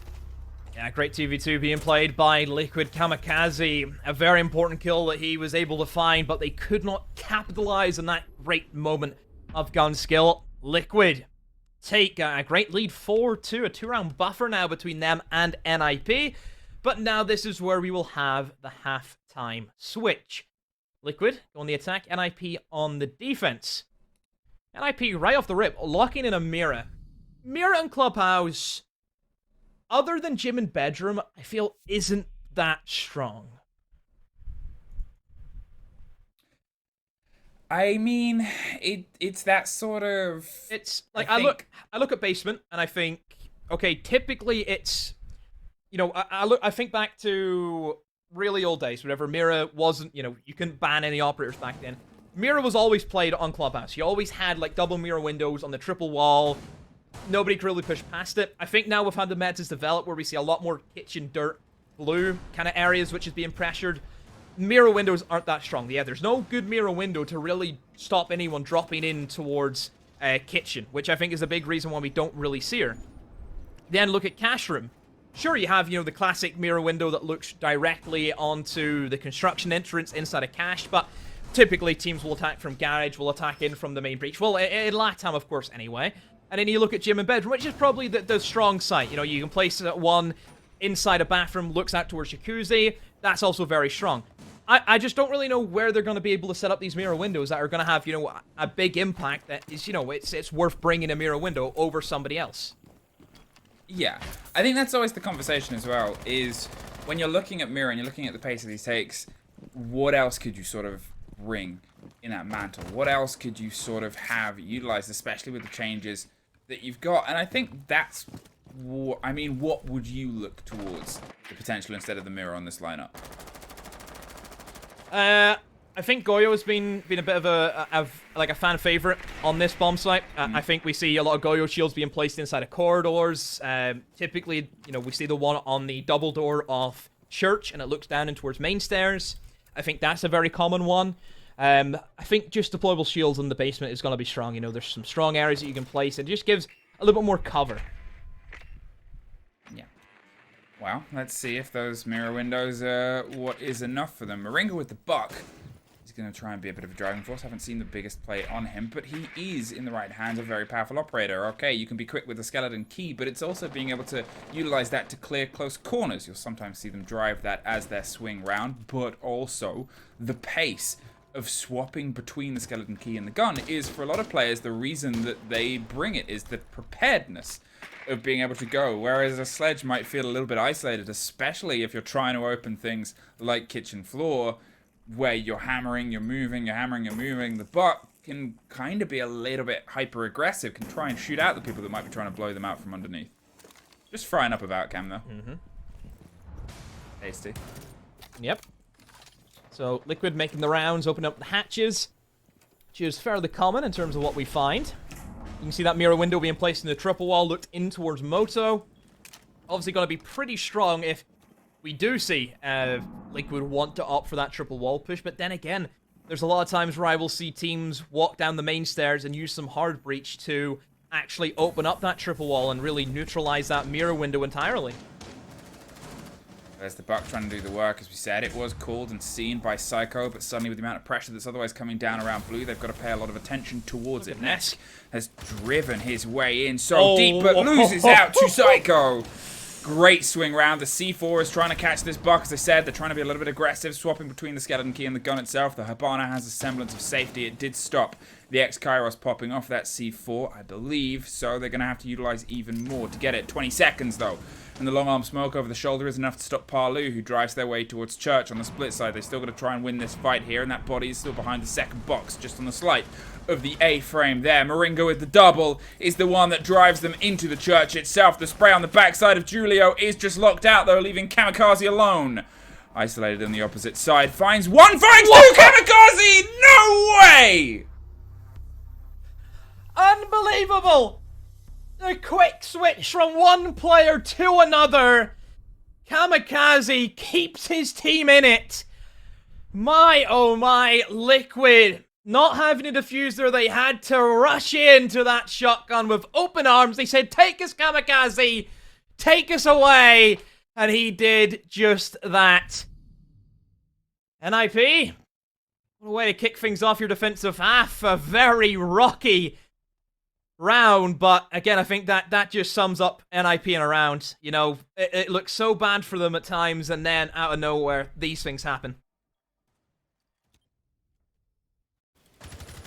It's a heck of a clutch, a heck of a drive. It was a great take from Liquid. The fact that they're able to get so deep during the push on Blue as well was a little bit of a worry, I think, for a moment of they've taken a little land here. Psycho won that engagement. Again, it was a round that ended with an exceptional double take, but it opened with a great take as well. I mean, it's a bit unlucky in those situations for Liquid that they set themselves up in such good situations and then just couldn't find the capitalization against NIP. Oh. Right. So, NIP, not opting for cash defense, going for their gym instead, which, I suppose, pick your poison. You know, more than likely you're gonna go to one or the other if you win anyway, so I suppose it doesn't really matter which one you're gonna go for. Both play out very similar. A lot of destruction being placed down on the reinforced walls. That's where we see the attackers really utilize the hard breachers that are being brought. Sexy Cake and PSK will be those two on the attack. Habana and Thermite. NIP setting up correctly as expected in towards that cash room.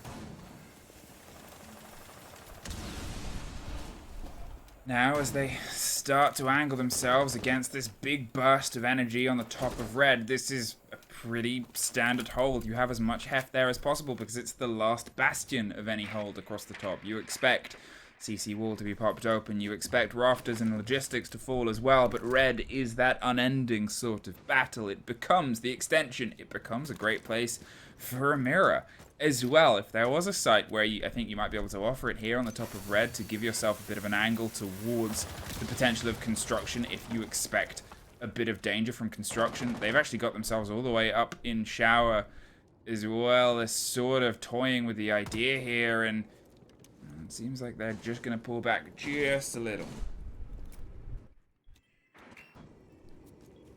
See, Liquid. And very aggressive on the window game. Look at Ness just pretty much in the center of the gym window. This is where he just kind of locks down and kills anything that walks onto his screen. We've seen a lot of that from Invite, where you put Nesk in a position where he holds an angle.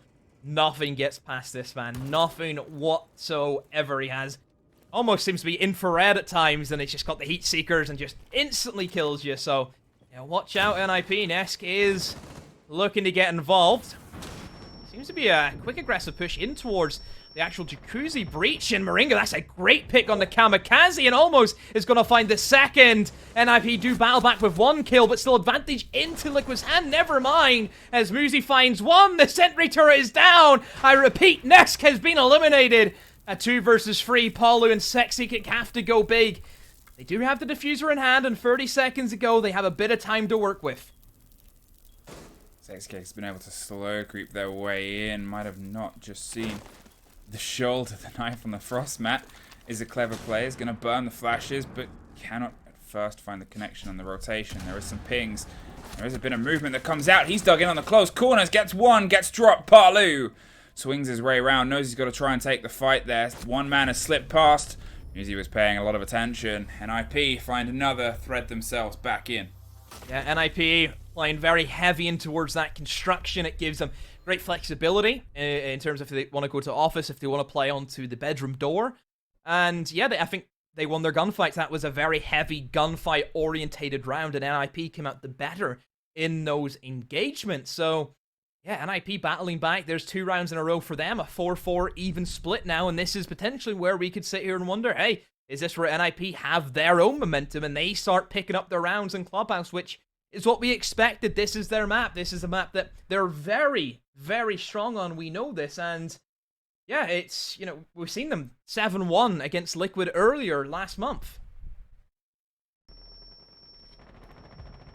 It's that sort of situation. It's that, I guess, that drive, and I talked about it before, but to be fair, Liquid's opening on these attacks so far has been good. It's been great connections. I said the biggest struggle here is when you're looking at that Thatcher and that Maverick both gone.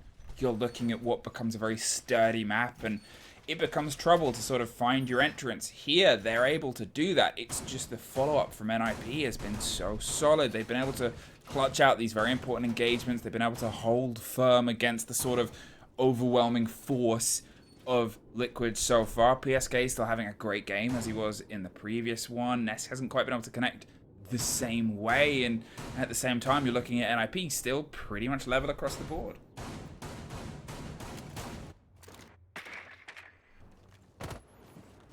Liquid need to see a response from them. They cannot have NIP run all over them. They need to have a quick response and get around to give them a fighting chance on Clubhouse. We know how scary NIP can be on this map.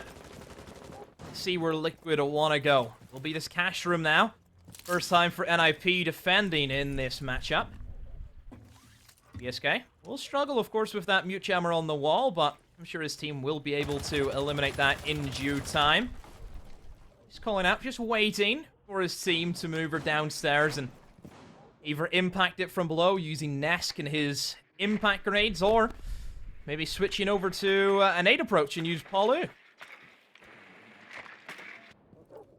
Going for a little bit of an explore here. As I said, the entrances from Liquid have been so solid so far. They have a bit of a stretch, a bit of an extension in the drone of PSK. It gets caught out, as they call that, is a rotation round. You can see they're doing a lot of yellow pings. They're concerned about someone that might be underneath because it's always that danger, that reaction, and they're not going to let them have it that easily. Palu making his way steadily across the bar, being droned ahead as they try and get that wall open. It pops. They had the safety of lounge, they had the ability to destroy it. As I said, it's not really a question of if that wall falls, but when. It's what happens next that can be the problem.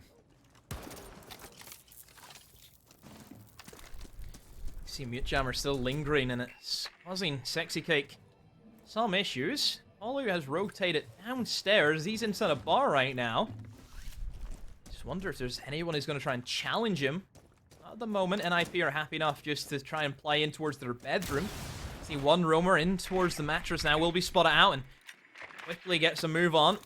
Not sticking around to be hunted down by the players of Liquid. I mean, look, I'm a little bit confused by Liquid. I mean, they haven't really gotten anything right now.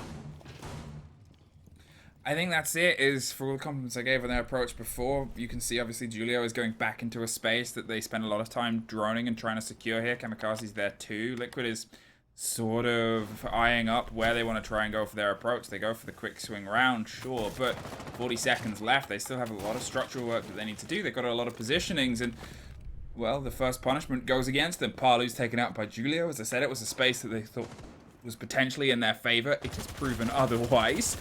And now with 20 seconds, whatever they do, it's got to be a drive. A canister pops over the shoulder. They can't quite get that security, that solidity. They're trying to put any damage down onto the spray round. And Psycho, I was going to say didn't need to take that, but he does anyway. Gets the kill, gets the drop. 10 seconds. The diffuser's drop 2 on the far side. Sexy Cake tries to drive all the way down red. Gets it on the blind person. The spray comes around on the back. They are hot-footing it as much through as they can, but NIP put themselves in the lead. Yeah, sloppy round from Liquid. It took them over 2 minutes to open up the main breach, and that's always the main thing we see being opened up right away. It just creates kind of like a chasm across Garage, across in towards Cash. Nobody can play on server if that wall's open, so yeah, it is very strange to see Liquid not do the real basics of Siege that we see for that top floor attack, and yeah, just walking around, finding anything they could, and eventually that time got away from them, and just didn't have the manpower.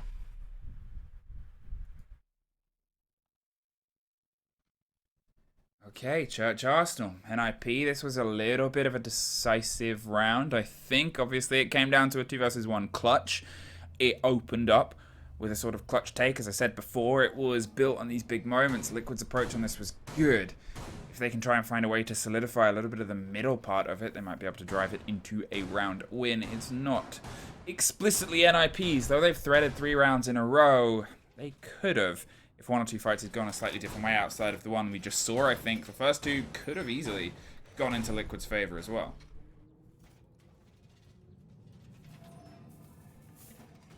Moving into our next round, and it will be this basement once again for NIP, and a lot of it was won on the back of Kamikaze having a massive clutch in him. Liquid, I mean, Liquid didn't look too half bad until obviously the final few moments, so Liquid, they were quick enough to get in and set up their approach. We're seeing these mirror windows be brought once again by NIP. One thing that I also didn't get to mention about the mirror windows is we've seen the mirror window be placed looking in towards blue.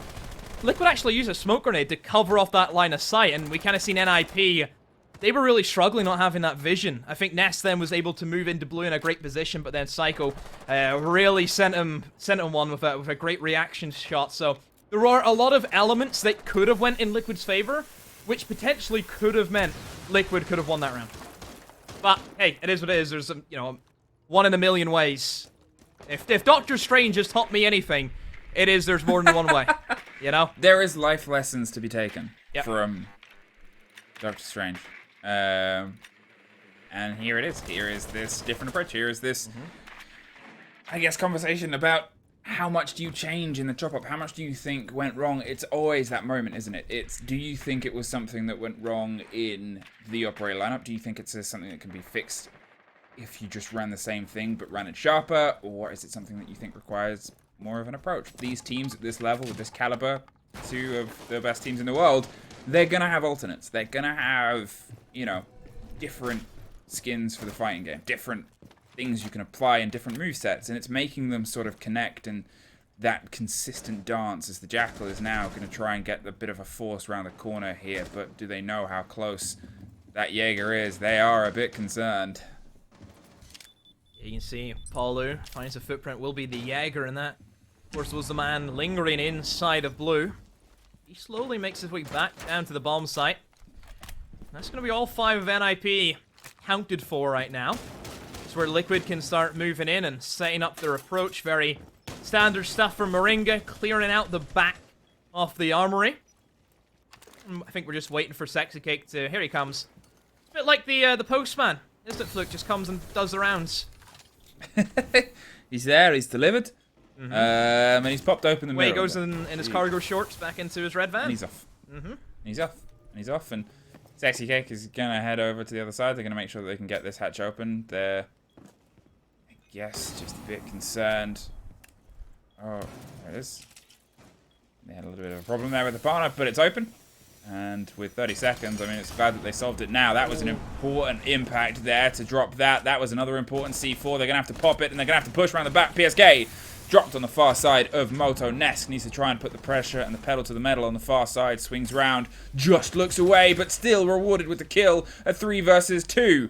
Now, as Julio's going to try and keep the lockdown, a double kill for Pino inside. Great movement there. The pace and the spray on the body in the middle of the corridor gets him one more.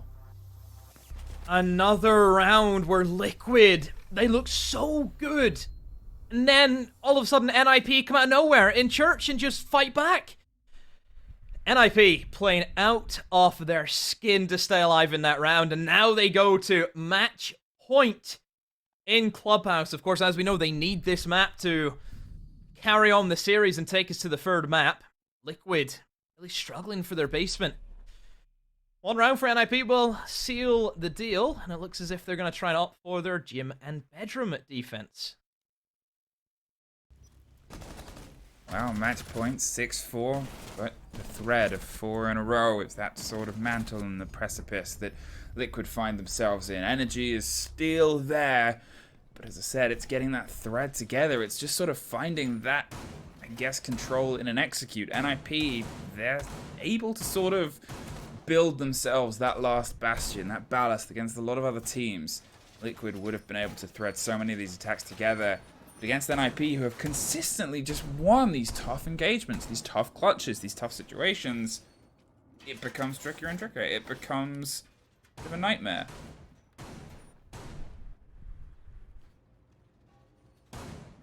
Right, so Liquid up against it, NIP in the driving seat to get themselves this map. What can Liquid change? What can they do different than what they've done so far? I mean, in terms of the leaderboard, I mean, I don't think a single player has had a bad game today. No. All 10 of these players have really stepped up to the mark. But there has been some who've stepped up bigger than some. Yeah, and I think that's always the risk and the danger is when you have a game where you know you're going to be pushed to the limits, you have a very long opening series, you find yourself on your opponent's map. Sometimes it becomes a bit tougher because they will get invigorated by that. They'll get invigorated by the fact that they're able to push you to the limit on your map. And then sometimes, you know, you can get in the headspace of, well, we might not be able to lock it out here. We'll be looking at the next map. We'll be looking at the next confrontation. This was what was a bit of an easier swing before, sure, on the last statistics, but the statistics right now is 4 rounds in a row for NIP. 4 rounds of Liquid being able to thread it, but only 2 rounds separates them from another OT. So Liquid, I wonder if they're going to try and challenge in towards that cash room and server. They didn't really have any interest in it the last time. They were very much headstrong of pushing in for a breach. And then we've seen NIP, because they had that control of construction, they had that cash rotate, they started to punish Liquid quite heavily. Liquid now, on the flip side, it does look as if they're going to try and challenge those guys over and towards cash. Nest just eyeing up. Potential. Then again, they've rotated the hard breach, so maybe they're not going for it. I don't know, is Liquid going for the headstrong idea? Is that the best idea, Fluke? It's so tricky to sort of put together here. Nesk is trying to set up that Claymore just on the hop out to make sure that they have some of that safety in case they get a little bit aggro. I guess they were concerned about throwing as much resources towards it as possible. Nesk somehow moonwalks over the C4, doesn't quite get punished for it. Those ex-Kairos, some get shot out, some open up that connect wall in that middle. The rest are funneled through quite quickly. They're looking for a bit of a sharp angle here. The rotation actually slips past. Nesk is dangerously close, but Pino takes the head off with a great take there as the steady approach was quickly being sussed out. 30 seconds, 1 body less than what would be your prime for your push here. Still a concern on the swing around the other side. Psycho with 1 more. The C4 out the door too is going to put a little bit more pressure. They're at least able to find 1 behind the gym equipment. Sexy Cake still has a lot of work left to do here. The corridor swing gets them rewarded as well. A 3 versus 2. Palu on the shoulder, still trying to apply some pressure here. The swing round the opener, the flash just comes through for them. Sprayed, can't quite get the connection. The default cam gives a bit of a game away, but the logistic swing does not come through. It is the lockout, though, for NIP. They take map 2, and we are heading to all 3 this showdown. Of course, this matchup would go to all 3. There's nowhere else it could go. NIP Liquid really treating us to a great series so far. Either side taking their own map. And this will push us, of course, to our Coastline as our decider. Big plays from NIP. Obviously, Kamikaze having a great round. A big clutch from him. Yeah, it was that sort of dig in there. And I think a lot of NIP's plays there, a lot of NIP's clutches, you know, it wasn't the cleanest round wins. But it was enough where they had that momentum. They had that consistency. 4 in a row. It's all very solid. It's all very put together. And they sort of come out with the top dog position. Let's throw it back over to Riley and Ollie, as they're going to have some match analysis for you on Clubhouse.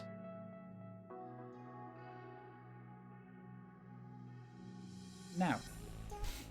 Demo and Fluke there, yes, joined by Ollie here at our virtual news desk, and as if it were ever going to go any other way. There, we're talking about, excuse me, we're talking about 2 of the best teams in the world. We're going to get our money's worth here, Ollie. This is we're going to go to Coastline, and we're going to get an absolute contest here. Yeah, we really are. I think it was what everyone was expecting coming into it. I think it was what I was expecting. You know, it's a very difficult one to call who is going to come out on top between these 2 Goliaths. And they've both won their individual map picks. It really does make a lot of sense there. We know that NIP is a team to be feared on Clubhouse, and they've proved exactly that. It wasn't the prettiest game in the world. It was very similar to Oregon, honestly. There was a lot of scrappy gunfights towards the end and some really big clutches that came out there, and NIP just edging it out at the end. Well, I want to talk about some of the key differences between those 2 maps. You know, on Oregon, we saw a very close, hard-fought overtime going the full distance with the 15 rounds. In this one, I'm not going to say it was easier for NIP, but certainly the scoreboard tells us a different story. It was a very scrappy game. You know, both teams were doing their best to try to find some sort of an advantage. What was it, Ollie, that meant that NIP ended up walking away with a much healthier scoreline than Liquid did in map 1? I think the NIP have been putting a lot of work in on Clubhouse specifically, and they've been putting a lot of work into their attacks. Previously, we've really criticized them quite heavily for how much time they're willing to waste on the attack and how short that time leaves how short a time it leaves them to actually execute and to advance on into the site. And we've seen that sort of speed up as the months have gone on, and it's some improvements that they've really been looking to make since stage 1, really, and they've made them, and that's been a really big difference for NIP. And you just get the feeling that with that little bit of extra work into a very well already established team, that gives them another little added edge. It's that extra little bit of communication that really starts to drive them all in the same direction, and that's really what we saw today. Yeah, they've been doing their homework. They've been working on shoring up the weaknesses that they've got in their gameplay when it comes to that. But look, the next map is going to be Coastline. We've seen a lot of Coastline recently, actually, throughout not only coverage of the LATAM League Finals, but indeed the BR6. Have you got any idea, any sort of predictions, or potentially anything that the audience should keep an eye on as we head to Coastline for the decider?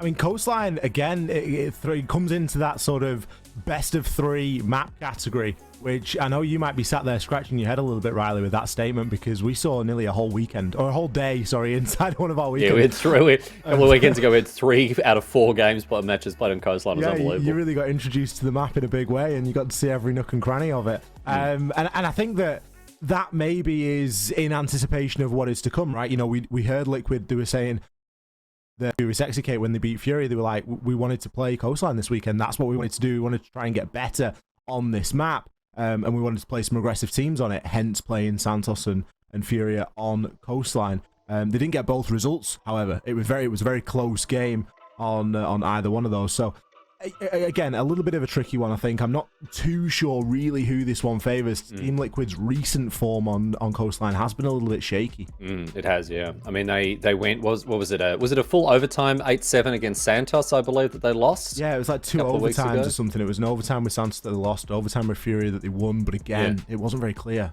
No, exactly right. It's been a bit scrappy for Team Liquid. Well, we'll see how we go. Let's have a look at the highlights that we've seen already in this round between these two players. A bit of a longer break, just to remind you, between maps 2 and 3 to give the players a bit of a chance to focus, reset, and recalibrate themselves as we head back into it. Both teams have played very well. You know, both teams have looked to be making the best of a situation. It's very, very tough, Ollie, because obviously, you know, they're all world-class competitors, and whether it's bringing out the best in these players or not, we are certainly seeing just red-hot siege being played by both teams as they try to leverage themselves into position here.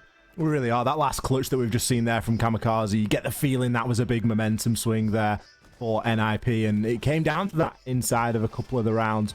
A player that's had a couple of really big games back-to-back as well on the side of Liquid is PSK. He isn't someone that we always look to for a lion's share of the kills, but he was really fragging out there on Clubhouse. We saw Nesk have a massive Oregon backed up with Paolo, and PSK was sort of nipping at their heels inside of that one as well. So really good team performance there from Liquid, and they're going to need that to try and drive them through now in what's going to be a very explosive map 3. Yeah, definitely. That's right. And you're not going to want to miss it, my friends. We're getting everything ready behind the scenes for you to get across this final matchup between these two teams as they look to secure their spot in the grand final, which will be coming up, of course, later on, and secure the LATAM League Final Championship for themselves. Don't go anywhere. We're going to take a quick break. On the other side of it, there's more Siege coming your way, my friends, so we'll see you back here very soon.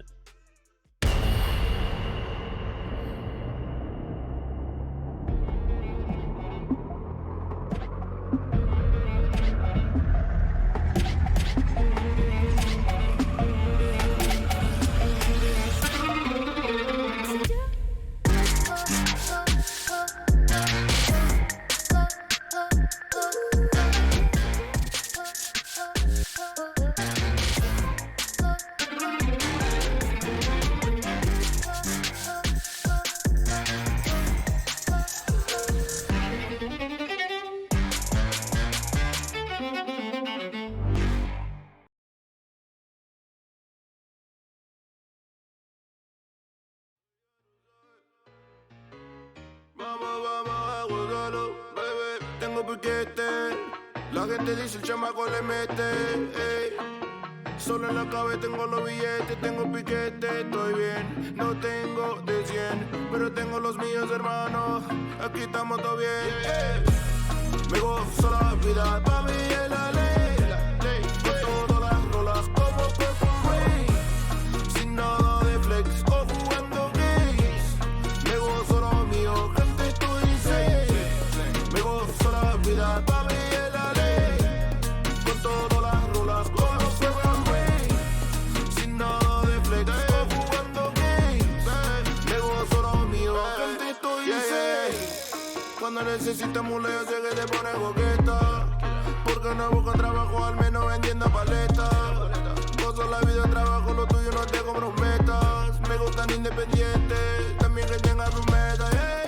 Todo el mundo busca dinero, también busca la fama. Como Jim Carrey nos dijo, la plata y la fama no hacen mañana. Por eso veo mi regla y trato de tener una vida sana. La envidia no enferma, también nos saca la gana. Me gozo la vida, pa' mí es la ley. Con todas las rulas como Purple Rain. Sin nada de flex.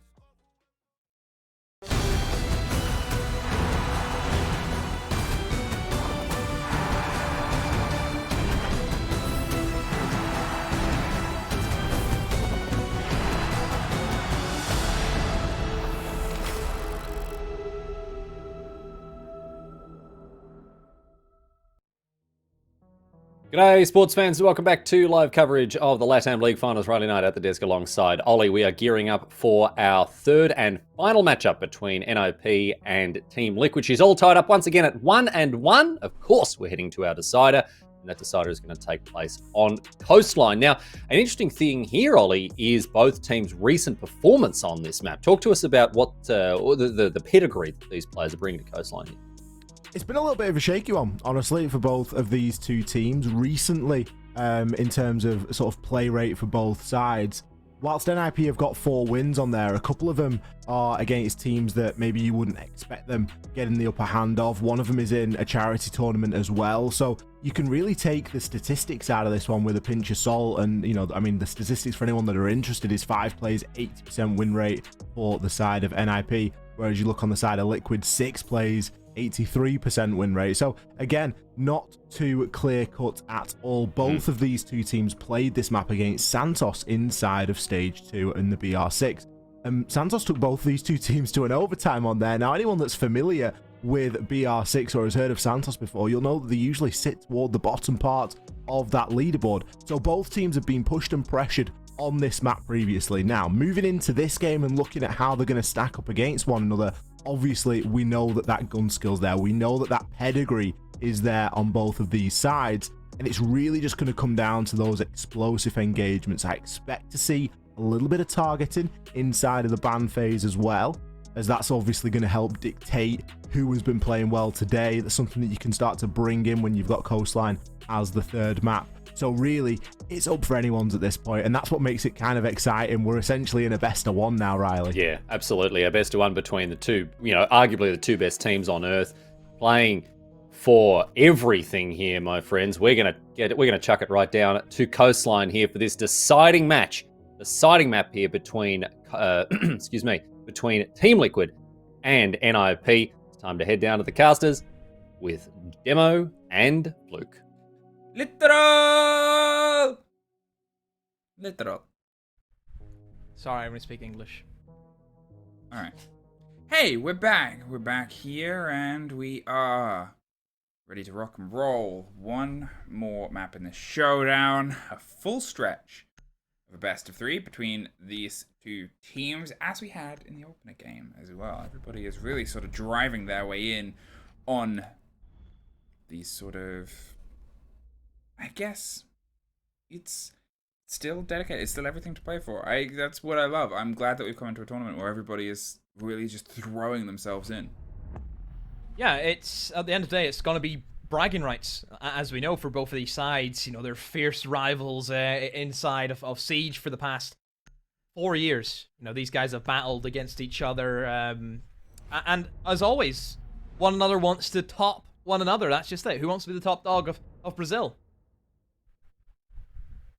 It's a very important flag to fly. I think you're going into a major after the success at SI, and it wasn't just the success of a Brazilian team.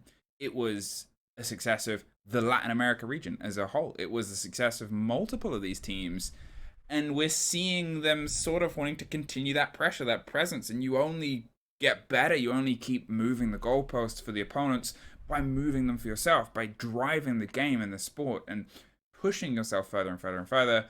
And that is what you love to see. You love to see it. Things you love to see, it. So, Coastline. Very fun map. Already seen, of course, Coastline today be played against Team 1 and Furia. And it was a very, very close affair. And I think, once again, it's going to be a very, very close affair between one another of these teams as well. It's almost as if we've kind of had, you know, it's like the younger teams played first, and you have like the main event coming in. Yeah. That was the warm-up act. That was the warm-up thing. Yeah. It's you know, it's the sort of, it's, in a strange way, it's the warm-up act, but it's also the future prospects and the future stars. It's the taster match. It's, listen, they might not be the ones that are battling in the grandest final on the biggest stage right now, but they are angling themselves to be there next time. They're making sure that their names are the ones that are set in competition and contention with the names of NIP and Team Liquid. Yeah, like you said, the young prospects, you've seen them earlier. One of these two sides, Liquid or Team 1, or Liquid or and NIP, should I say, will go on to play Team 1, of course, which will be coming right after this game. So we still have a very long evening ahead of us. So please make sure you stick around even at the end of this map as well to see who will be crowned the winners of Copa Elite 6 for this stage. So Liquid in bright and early, right into VIP. This is where they will establish their push from.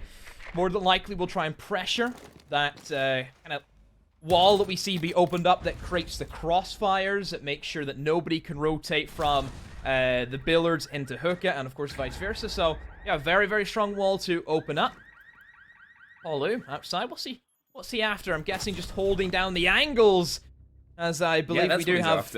we have, I think, PSK is actually repelling on the single window towards the main stairs. So, yeah, Paulu giving good coverage. It is always strange to see somebody hold a run out for a Nomad. It's always a bit of a strange one. Yeah, it's that sort of combination, because the air jab popped off on the door as well. Like, we saw the sort of momentum start to swing around. I love that they've got the Sam cams too. He's an operator that could offer you a lot here in a map that is quite aggressive. Talking of, trying to counter peek deep against Hall of Fame there. Nesk sprays towards it and they don't quite get the reward. But it gives you some more angles, some more ideas. It's not the most commonly seen here. If anything, the only region that you really see flirt entirely with it is NA. And even then, primarily on maps like Chalet. Here on Coast, I think it's still a bit of a disconnect, but could be really powerful. Nesk just holding down that cross, making sure nobody can rotate and try and assist one another. Global shield being spotted out, as we can see from Liquid's end. They want to try and eliminate that as quick as they can. I think they're actually rotating perhaps Paulu from below to try and get rid of it. And what a swing from Muzi. That's very, very aggressive. Even tanks a nade, and the nade still cannot destroy the deployable shield. Moringa, though, has found one. NIP, I mean, they still have that deployable shield to play with, and Liquid aren't in too best of a scenario to actually refrag one another. It's a really sort of strange take and push here. What? NIP are just swinging in on everything. It was the slow and steady, but NIP are not letting them have that. They've slipped their way into the site itself, but the spray through someone else's firefight drops the body, and it was a team kill to end it. Obviously, sort of put them in a tricky situation. They couldn't quite have the coordination in their approach. NIP never let them get comfortable. Every fight, every engagement, they were like, I'm going to swing on this. Watch me swing on this. Yeah, very, very rocky for Liquid in that round. And Pino just swinging, like you say. Shouldn't happen, but it's happened. I don't know what to say. I think NIP just having that confidence. I think they've been able to catch them by surprise, knowing that Liquid are very heavy on the utility clear. Liquid, all they were trying to do was eliminate that deployable shield. That was the only thing they had in their sight. So you definitely do expect NIP to counter against that and just swing for all you're worth. Now as they find their way down underneath, they've still got the stretch of the alibi. Psycho is going to try and utilize that to their best ability. If there's a map where I think she can shine, this is probably one of them. There's a lot of quick swings, a lot of pre-fires and hop in, and she can just cause a bit of a distraction to that. And a second distraction in this, because of how tricky it is to get anything that resembles safety and Coastline, it is just a hat map. It is just a whirlwind of violence. It can sometimes be a bit of a difference maker here.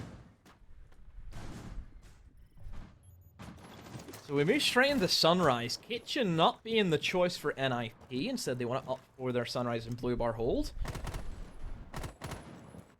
Seeing the upstairs hold also come in. Seeing the utility being placed in towards hookah. Some walls being reinforced. The rotation here or there.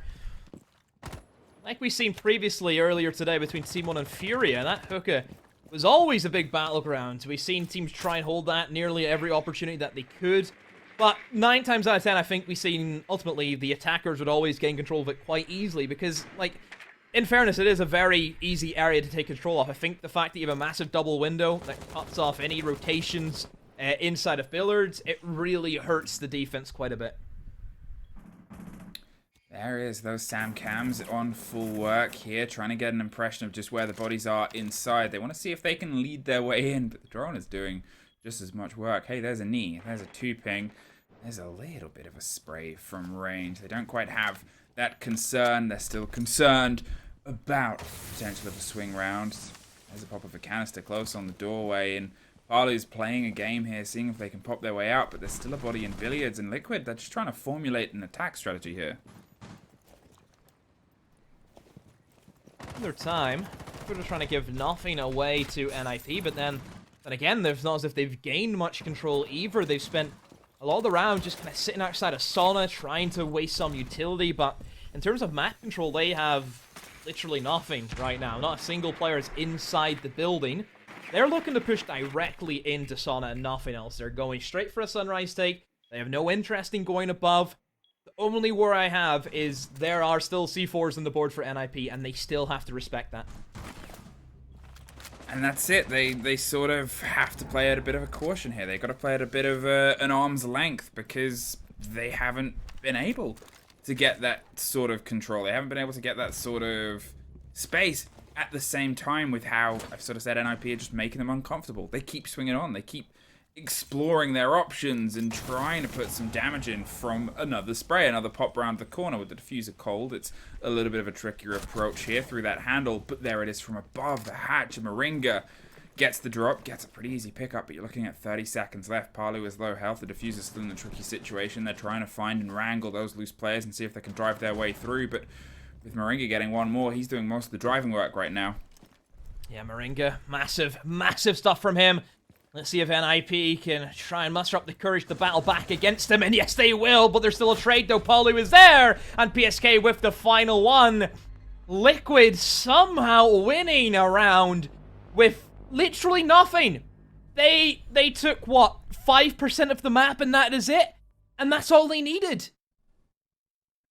I mean, it was a bit of a surprise there, and I think they sort of punished what was otherwise going through from NIP. As I said, NIP was still playing their aggressive game. They were still more than happy to sort of swing in and put the pressure down and try and pull the pops together, and from that point onwards, you're looking at, I guess, Liquid finding a route round. I think it was built behind Moringa entirely. I think him above on the hatch, getting that early and then getting the second pickup, it was almost isolating 1v1 situations and then getting behind those. And, you know, if it takes that to drive you across the line, it does, and it gets you that precious win. Okay. Let's see now how this round's gonna play out as we head into a second Sunrise and Blue Bar. And realistically, with how Liquid played the round, NIP should not have lost it. I mean, NIP, all they had to do was just literally cover the upstairs, and that was it. We've seen for about, what, 2 minutes, Fluke? Liquid had no intention of taking above. NIP had set up to hold above. You know, they're doing the exact same thing again. But whenever it came to it, Moringa was able to walk in, win his ones, and win the round. You have to worry about the refrag potential there from NIP that you've allowed somebody just to walk in by himself and win his ones. I think that's it as well, and that's what I sort of said. Like, it was good positioning and good rotation, but it was entirely sort of driven by Moringa. It was entirely driven by him being able to isolate these fights and punish Nip being a little bit exploratory, a little bit explosive in terms of the positions that they wanted to take here. And now, I guess it's seeing if they can sort of learn a lesson there. They were able to get an early pick, and the positioning just sort of cost them in the end. They lost sight of where Liquid had been able to move to, a problem that, to be honest, generally been the other way around. Hey, where's the catch? Unfortunately, nowhere you can see.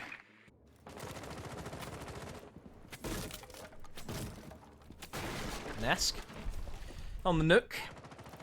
Always a fun operator that we see be pulled out. And it is, I mean, pretty common. There's plenty of times where we see Nook be brought into a lineup. I think the fact that she gets nades makes her very, very appealing.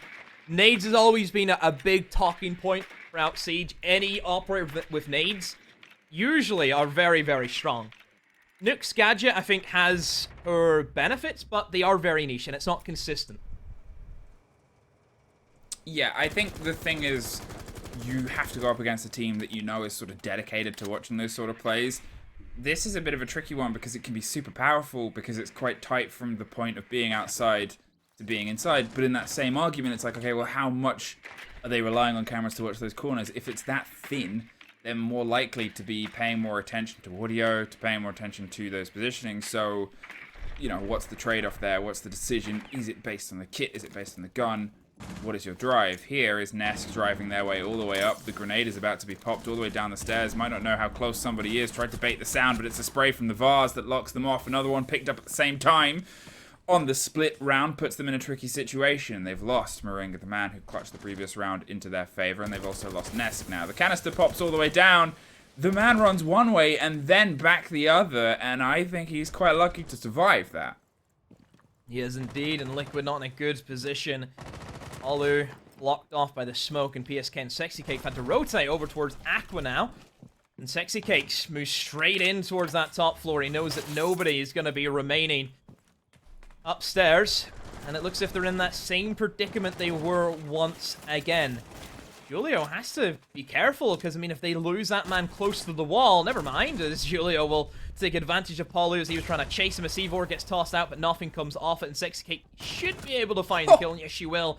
A 2 versus 3. PSK has to give some cover. Sexy Cake will be moving in for the defuse momentarily. There goes the jump. A massive kill. Smoke is off the board now, and this gives an entry over Sexy Cake. He's going to move over, trying to go for the default plant. PSK holding down. All he has to do is hold the angle. No, misses the shots, and he will be punished. Psycho comes around the corner, cleans up, and NIP will win the round. It was almost very, very close. They were just able to keep everything locked into place there, and they are just able to sort of drive themselves over the line. Liquid, they so almost scrapped it back, though. It was a little bit scrapey. It was a little bit holding your breath. But that's Coastline. That's this map, and that's these two teams when they're going up against each other. It is one of those hold your breath and see what happens sort of maps. Again, I think that there's these little moments where we're having these disconnects. Nesk creeping his way up along the long corridor and not quite knowing that was the body on Vars, or being more concerned with the one on Billiards. Again, that escape on the top, I really think should have been punished a little bit sooner. These things are happening. It's an important game, and it's early rounds, and they're going back and forth, and this looks like another one we're going pretty far into.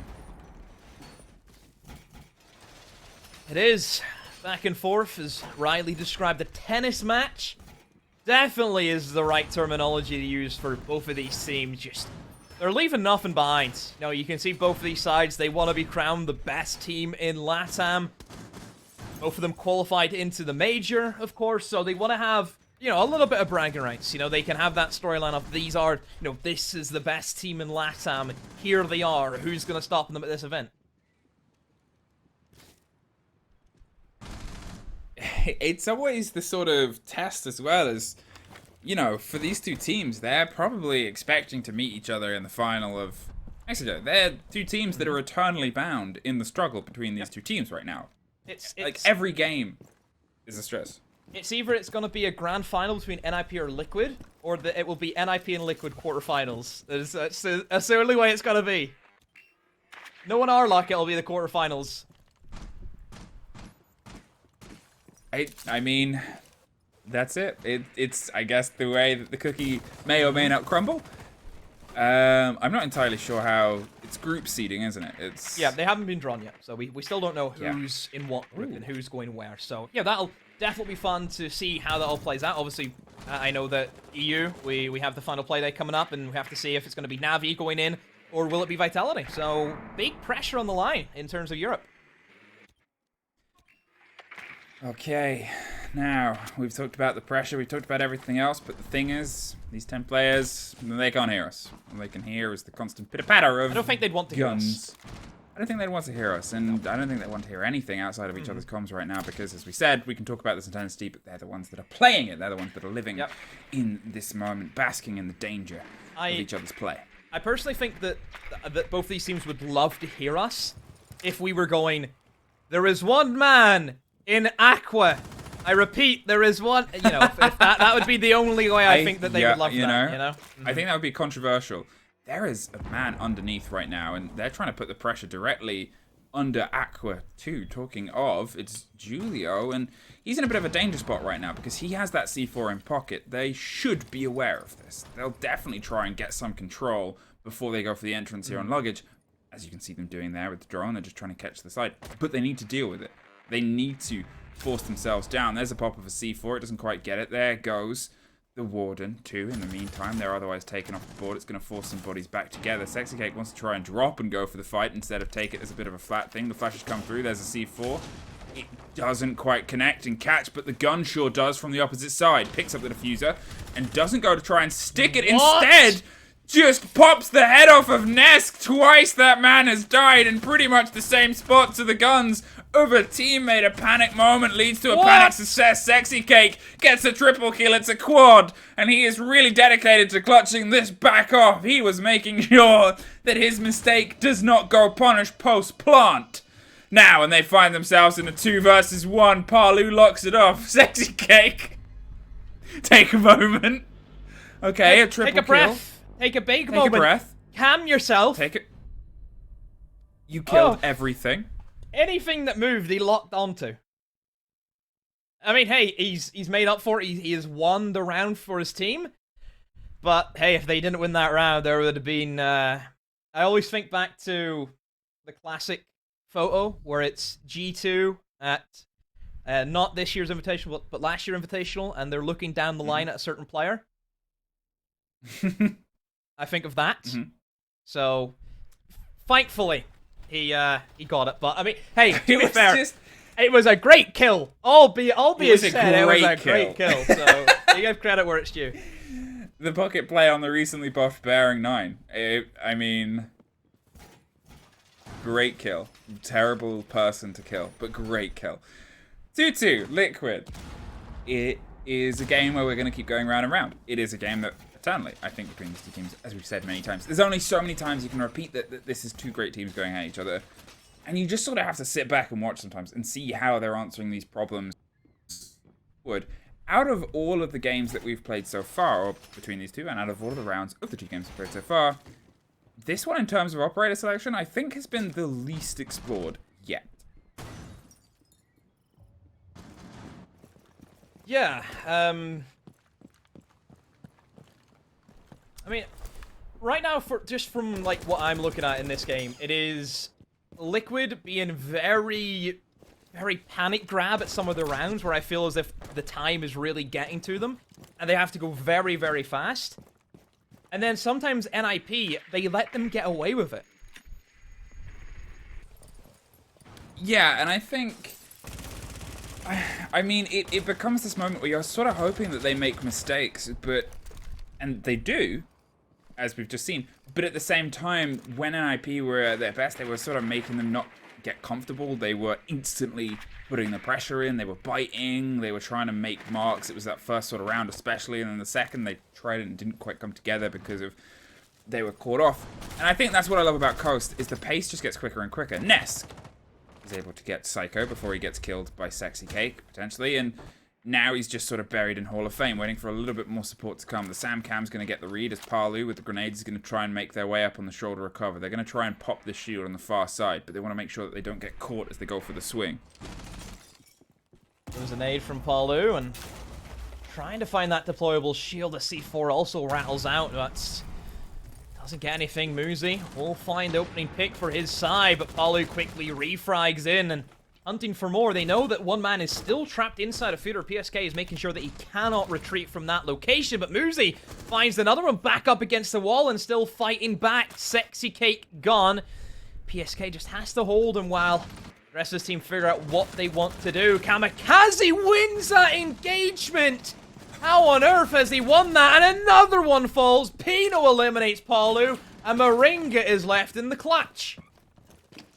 Well, he was able to drive a lot of pace previously for them before, but I guess now, well, you can't quite make it. There was a couple of scrappy fights that really potentially shouldn't have gone their way. They did. You kind of grow with it, you move on. It's this game. It's this map. This map is scrappy. I couldn't tell you how often you see a clean execute on Coastline, but percentage-wise versus a lot of other maps, it's gotta be low, right? I want to say, yeah, I think it is. It's fairly low. I definitely think Coastline, it abides to, you know, all different constraints. I mean, I've always said Coastline is unlike any other map in the competitive pool. It is unique. It is the donut of Siege. The danger donut.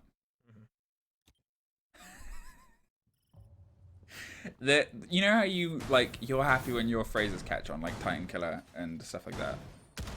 I don't know what you're talking about. When other people started calling it Danger Donut, I was like, okay, now I've made it.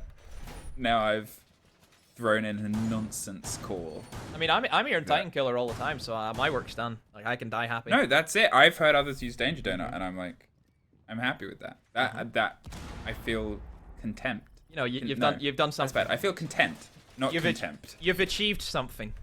I've achieved. I've left my mark, and it is calling it the Danger Donut. Yeah, I've just named a gun. And little known fact, I actually didn't come up with that. Somebody else came up with that, but I nicked it. Wow. Yeah, I'm a phony. I'm a big fake phony. What a way to find out. You think you know somebody. You do. 3-2. NIP. They've been able to find themselves at least an even half on Coastline, but the party does not stop, because so far every single time someone's got one round, the other team have gone, no, our turn now, and found themselves back onto evil level pegging. They are looking towards the 3-3 split here before they head over onto their defense. This is a map that does play well to attackers, but it's also a map that plays well to good gunners, and these teams are full of great gunners, and we've sort of seen that. And even though I'm going to talk about how Coastline is a scrappy map, I mean it in the sense that it's very tough to have something pop off cleanly, because everything is so narrow, it's so tight. You can have an angle set up from one corner of the map and lead it all the way to the other. It becomes pretty tough to predict just what is visible on a swing in, because you could technically make one door visible from the exact opposite corner of the map. So, here we move in now to... Good start from Liquid. Being able to opening up those angles right into Fear is going to be great. Obviously, we've seen this as an issue that is kind of recurring theme for them, is struggling with eliminating the players inside of Fear, inside of Penthouse. And once again, Muzi is back to his old tricks. He finds another opening pick for his side. We'll see how Liquid can recalibrate and try and challenge back. And Palu does see Muzi, but he's still alive, and surely Muzi doesn't win this one. Surely he's going to be stuck, and I say that almost finds Palu. Muzi right now cannot be stopped in this position.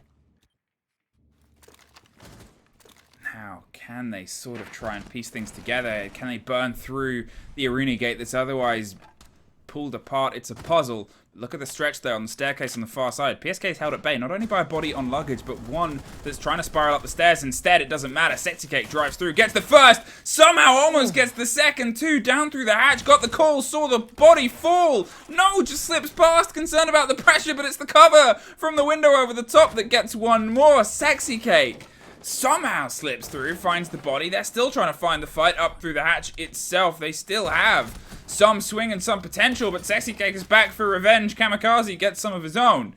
The diffuser's cold. They have 20 seconds, but they have at least just one more body to try and drive their way through, and at least some openings to the site itself. Don't need them, though. Liquid. Hey, what did I say? It's round and round we go, and nowhere we stop, nobody knows. What a Pavlova. It really had no idea what was going on for a moment.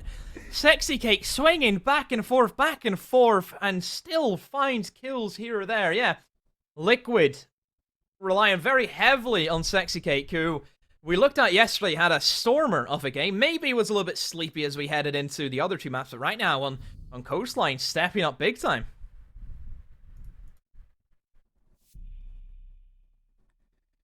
Okay, who's gonna take anything from this game? Who's gonna have any decisive action? Who is gonna be able to break a deadlock that I think will last for eternity? It's Lord of the Rings. It's Gandalf and the Balrog plummeting for a long time.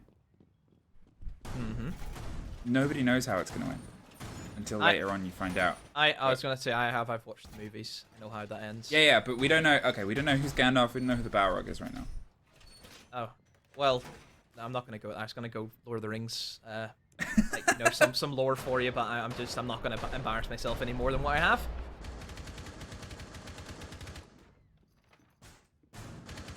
It's okay. I just left a little moment there for you. Yep. And I just a little moment to enjoy. I wanted to, but I can't force myself to. I cannot afford the embarrassment. I just can't. I can't do it.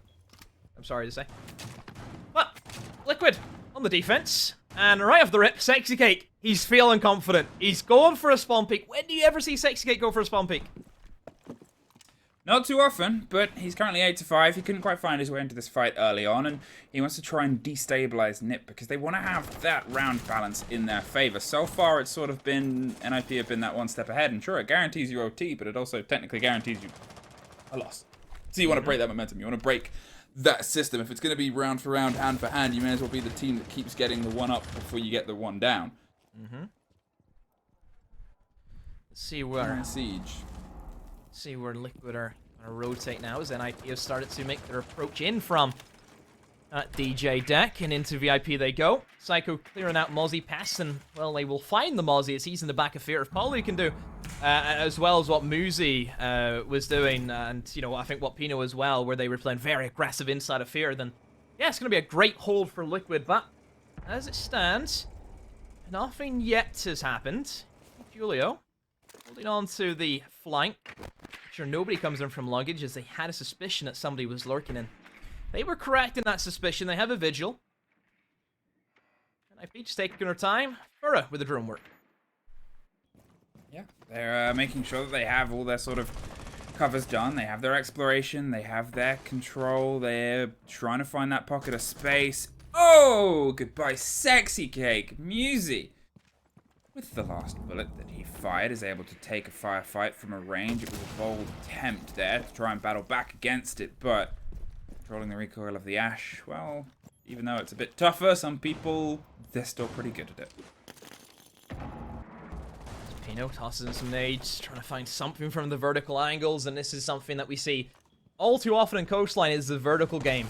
It really forces a lot of the defenders away from their safe positions. It puts them in awkward situations where they're just getting absolutely battered from all different angles. Julio just sitting on the rooftop, covering all the angles, and Ness goes down. And at this stage, NIP have a great foothold, and they can start rotating their diffuser over towards delivery, which is probably where they're going to try and plant. At the moment, Liquid have really nothing. They have no response for this. This should be a fairly simple round for NIP if they do everything right.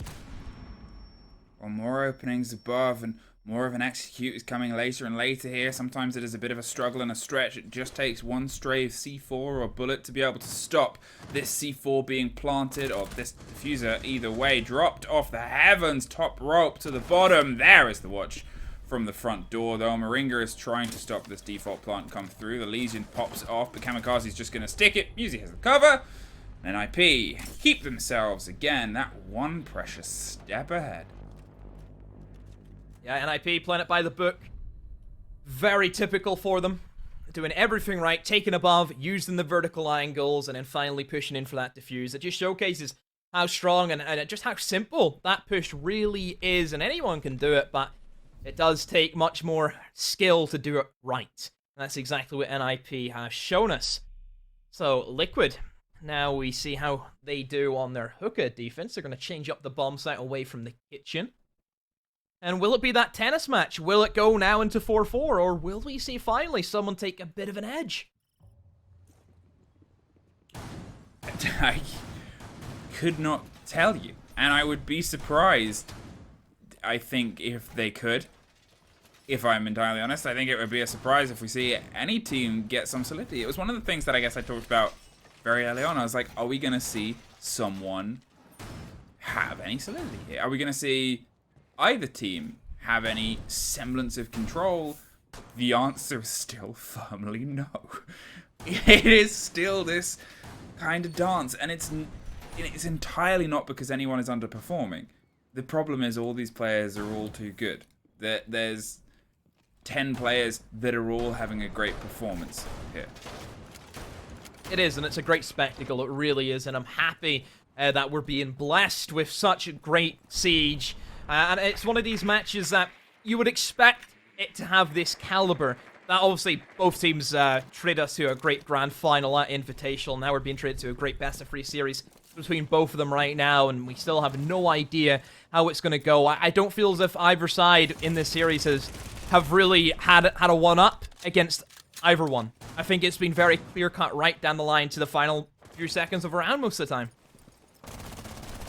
I think that's it as well, is everything is late. Everything is sort of happening quite late on. It's very rare in an engagement that has had so much bloodshed from so many different players to have so few early deaths and so few of these early engagements go against people. The long range here from the Hibana, we often talk about how the hard destruction isn't always the biggest cost here, but that's because Sexy Cake is underneath, just shooting them out. They haven't done the sort of bodywork to push them into a tricky situation. They're trying to do a play here and hoping that because it was unexpected, because it's this sort of hard destruction extension that isn't often used, it might get caught. Hey, there's a more familiar play. The grenade down through the cool vibes is able to get one, gets the net of the body. Sexy Cake is still sort of swinging around underneath, but cannot quite get the connection. Oh, Kamikaze, look at this. Right into the bomb site he goes, and nobody is ready for this. Kamikaze makes a great play, and he is completely upset. Everything Liquid were trying to go for, and Liquid, they hold their heads low at this point, as I can't believe they've let that happen. And Liquid, yeah, they've been completely trumped in this round, unless Paulu can do a massive 1v5, which is very unlikely. Diffuser going down. And yeah, just Paulu. It's another story, Fluke, of how many bodies can he take with him? Is it going to be 0? Oh, yep. It's 0. Cannot quite find the first upside down rappel on the double window. Trying to spray through and see if they can get the connection. But as you said, that drive through, Kamikaze just careened his way onto the back line. It shouldn't happen, though. Shouldn't happen. It shouldn't Broke the happen. deadlock. How do you not have somebody watching the hookah door? It's that sort of disappearance. You know, the grenade getting the take onto Cool Vibes stairs as well. It's quite a default way to die. It's, in a sense, I suppose, for all the attention that they were playing around that wall, you expected the pressure to come from that side. They were already shooting out the Hibana pellets. They knew that there was pressure and attention being paid to that exact spot. And yet, they didn't sort of react too intently to it. They lost the body on Cool Vibes, and then they were just able to sort of push their way through, and it became this big sort of blow to the positioning of Liquid there. And it was just this sort of, I think it was a misread on what was happening, and it led to panic.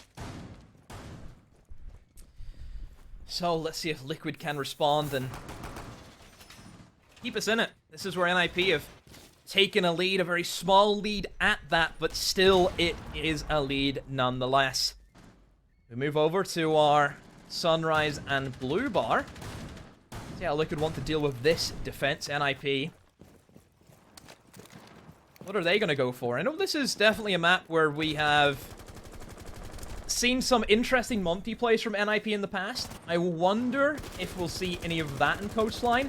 NIP haven't been very Monty pro today. We've seen it a couple of times in Oregon, but other than that, it's been radio silence on that end. So maybe if NIP are struggling a little bit, we'll see Monty come out.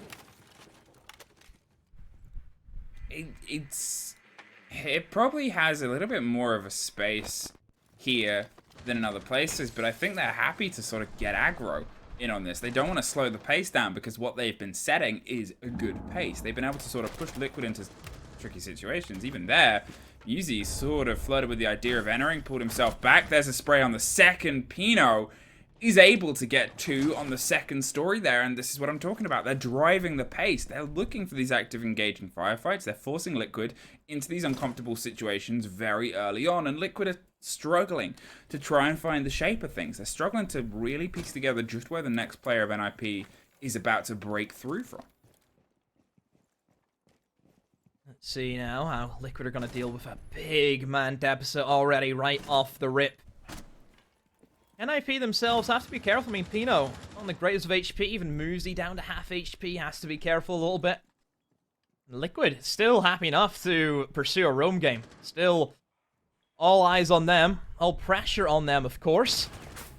Oh, that doesn't bode well. Pino, a triple kill for him. He's went massive this round, and even the HP I talked about it. He doesn't care what HP's he on, as long as he's on 1 HP. He can still frag like the best of them. BSK, is it going to be back-to-back flawlesses? No, it will not be, but it may as well be. NIP clean up 6-3. They have a big buffer between Liquid now, and they're 1 round away from going into that grand final. Almost made it, and it's become this sort of bout of aggression now, where they've been able to really throw themselves into Coastline. And I guess we sort of talked about it before, where no team in the first half was able to really get some control and get a handle on the momentum that was otherwise coming together. Here, they have threaded the rounds together. They've threaded 3. They've really set themselves up in good stead to put the pressure on the potential of closing this off now, because the pace is theirs. They're living up to what Coastline sort of cries out for, which is quick aggression, which is quick plays and movement. And here, whether Liquid are just sort of a bit exhausted from a long series or not, either way, NIP still have this iron fist that they're using to sort of smash around Coastline with.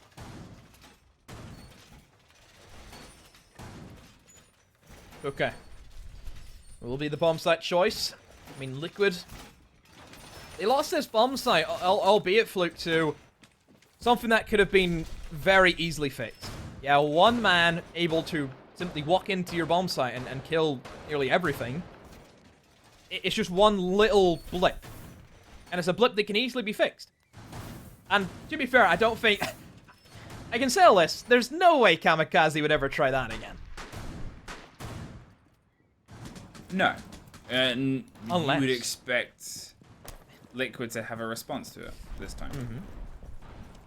Because, as we sort of talked about, it was, I think, a misread. I think they, for some reason, expected the pressure to be coming from elsewhere so quick, and NIP saw an opportunity, and they just went, having that, and took it. And they took the site, and they took the pressure after arguably failing on their first attempt with the X-Kairos to force the body out of there. They just, when it came around to it, got the grenade and the kill on the stairs, and then there was nobody there. Mm-hmm. Utility being burned up, and this Serpino can get in with the nades. It's aimed towards Vase, but nobody's there. So will be one grenade used. Still has one more. You can see Kamikaze trying to actually open up the blue wall, but it's going to be shot from below. And as you can see, NIP have quickly rotated, and they actually may be up for a hunt, looking to push in from below and clear out any Liquid players who may still be lurking down there. And whenever there are C4s in the boards, I think NIP could definitely afford of actually going to Sunrise and trying to stop that. Well, sending the boys. Sending another one. Hara dropping them in. Sending another one. They're trying to make him really uncomfortable. They're trying to catch him. Oh, 4! It's between a rock and a hard place. Got to be kidding me. There it is. They're really Bombs just away. trying to force him into a firefight elsewhere, and Marinka's just not having any of It it. just hasn't worked.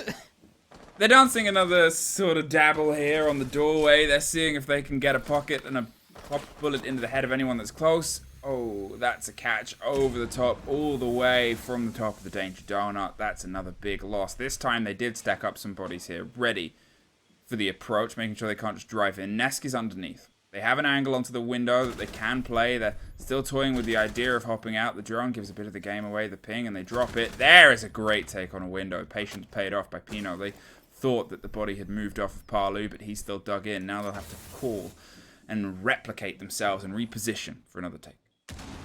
All eyes on Nesk. He's in a great position to deny anyone running in towards Hookah, but a lot of the pressure is actually being applied via Aquarium right now. Paulu has been down, and there's no way anyone can get to him, so it is essentially a 2 versus 4. Nesk has to go for a swing. He knows this, but no, Kamikaze is waiting for him, and PSK is all by himself, but he can't do anything against the onslaught that is NIP. They will take Coastline very convincingly, 7 rounds to 3. Wow, they lock it out in the end. For the first time in this series, truly one of these two teams was able to put a little bit of a distance in, to give themselves a little bit of an edge. It was a great fight from two teams that we know are going to be going the distance at the major as well. NIP still keep the mantle, technically being the top team out of these two, at least for now, but it's anyone's guess every time these rosters get into a lobby. It is another massive display from both of these teams, and I think even though Liquid have lost today to NIP, they're still in really good shape going into Mexico. Alright, and for one more time today, after 6 maps, let's throw it over to Riley to see what they thought about the most recent 3. Hello everyone, and yes, welcome back to the desk here. I'm joined by Ollie, and Ollie, look, I'm keen to get your perspective as well here. It looked like NIP just had the legs, basically. It looks like they kind of were able to run their opponent out of puff here, and Liquid, they fought a good fight, but it seemed like NIP just had more in the tank. Yeah, this is something we often say about NIP, is that they are a tournament team. They are a team that thrive inside of that best of three environment. And you can see that demonstrated here and now. They lose the first map and they're able to bounce back extremely hard, take club, and then it was a pretty dominant performance over on Coastline. I think everyone can agree with that. A 7-3 scoreline really isn't anything to be sniffed at, especially with Liquid and how we know them to be able to frag out on that map. But they just were getting suffocated. They weren't given the room to breathe at all. And NIP really showing us a couple of new tricks there.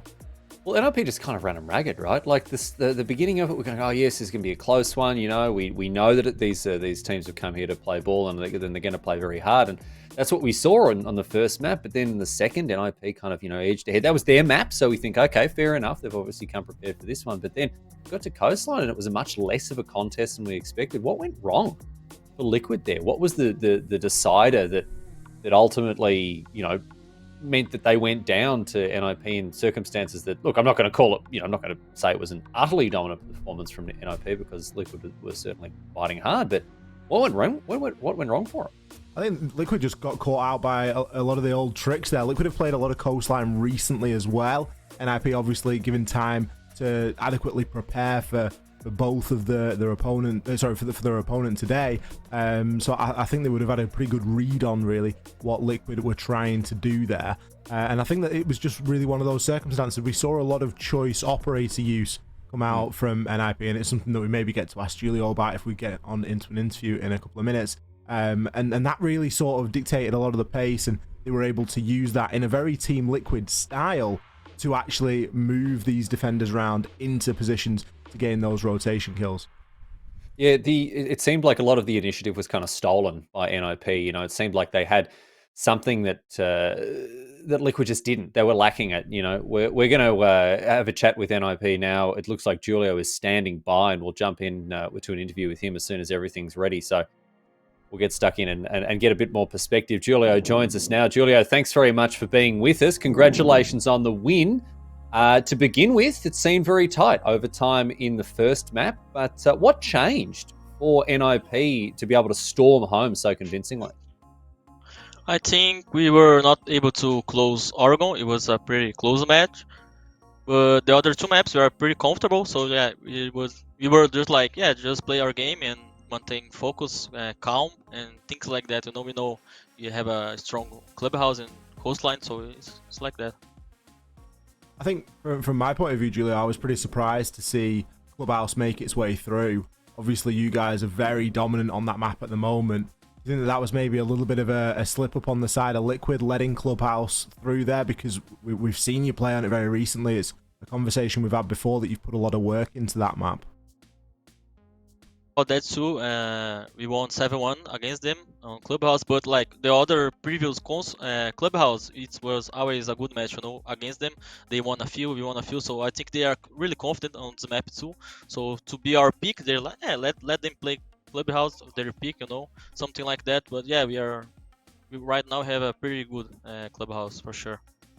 I want to ask about Clubhouse. Obviously, we saw some hard breaches get banned there, both Thatcher and Mav getting locked out. Do you think that really punished attacking on the map? Like, how did those bans play into that match overall? Only if you don't practice correctly, we practice with all bans, Maverick, Thatcher, only Maverick, so we know all the things we can do. So maybe we can get them, like, they never practice like that, but I think Liquid is a great team too, so it doesn't matter that much because Kite is a defense ban too, so we can open the walls easily. I think sort of staying on that vein, Julio, the Thatcher ban really raised my eyebrows and really piqued my interest on Coastline. I was quite surprised to see it come through as a ban, but then we saw you guys playing a lot of Flores. Is that something that you've been sort of practicing and getting worked into the scrims? Because obviously Flores is still relatively new. Yeah, for sure. We know how Liquid plays Coastline, so they like Thatcher a lot to open the walls and all the things that they do. They don't play like crazy. So we just band and play our game, and that's it. Well, Julio, look, mate, congratulations to you and the rest of the team for a big win here. You found yourself into the grand final. We do have a bit of a break now, so you can collect yourselves and get ready, but we're looking forward to big stuff from you, not just in the grand final, but of course in the upcoming major. Congratulations to you and the rest of NIP, and all the very best to you, mate. Thank you, guys. Thank you, everyone, to cheer for us. And yeah, thank you, and hope to see you later. Yeah. Maybe. Hopefully we're catching up a bit later on, mate. Thanks very much for joining us. Julio there from NIP, good to hear from him, and interesting to hear some of that perspective on their approach to Clubhouse in particular. It really sounded to me like they'd done their homework and were just ready for whatever Liquid are going to throw at them. So unsurprisingly, they end up getting the win there. Yeah, and I think that sort of speaks to the position and the form that NIP are in at the moment. They're very relaxed. They've not had very many scrappy games in the back end of Stage 2, whereas Liquid did. And it seems like Liquid are going through a little bit of a transitional phase at the moment where they're not coming up with those wins as easily as we've seen them do in the past. NIP, on the flip side, they seem one step ahead all the time, and the preparation that they're able to put in. Obviously, they had the preferable seed coming into this match as well, which will have given them that advantage. And it seems like they're in a position where they can just prepare and take the time going into these games. And that's exactly what they've done there. Well, there's one more for them to play. Team 1 have been waiting around for a while, but right now, my friends, we are going to take a quick break. Well, I say a quick break. It's actually not going to be a quick break at all. We've got a break here set up for the players to, refocus after a while. They don't. It gives a bit of an advantage to the team 1 in this case that played the first semi-final. So we do give the players a bit of a break here in ahead of that grand final. We're bringing the entire coverage team here, or the team that we've seen so far at least. Bring Fluke and Demo back here.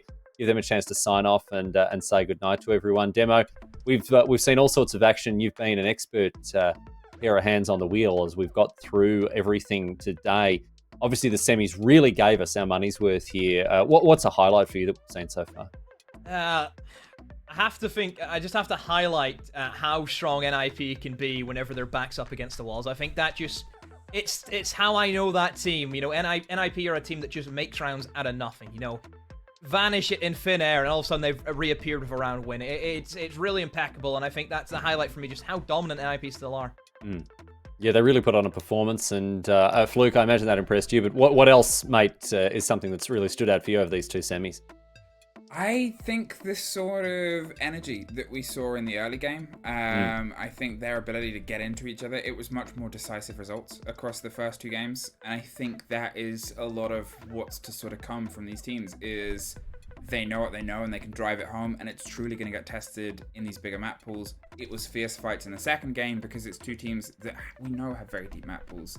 These fresher teams, the ones that have only been together for 5 months, that's a developing thing, and we're really going to get a true taste of them on the maps that we don't often see. Yeah, we're going to see more of both these teams coming up, of course, in the major. But for now, the semi-finals are behind us, as indeed is Demo and Fluke's time in the booth. Thanks so much to the pair of you. You put on a real show for us, and I'm sure on behalf of everyone watching, thanks so much for your expertise and your knowledge, and also for rather deftly filling in some of the old technical difficulties that we had there. Hardest part of being a caster is just filling dead air, and from go to woe, both of you did a great job. So thanks so much for being part of the broadcast, you too. Thank you. We are now moving towards the grand final. As I say, a break for the players to get ready for this, and that means the broadcast will continue. We'll pick back up where we left off once everything's ready. And for this grand final, you'll be joined by Ollie and Gio, of course. We will be getting across all the action as Team 1 face down against NIP to claim dominion over the LATAM region and seize that LATAM League final championship ahead of the August major. We do hope to have your company for that. Stick around. Again, a bit of an extended break coming your way, but on the other side of it, the grand final, my friends. So we'll see you back. We'll see you back here live before too much longer for the grand final.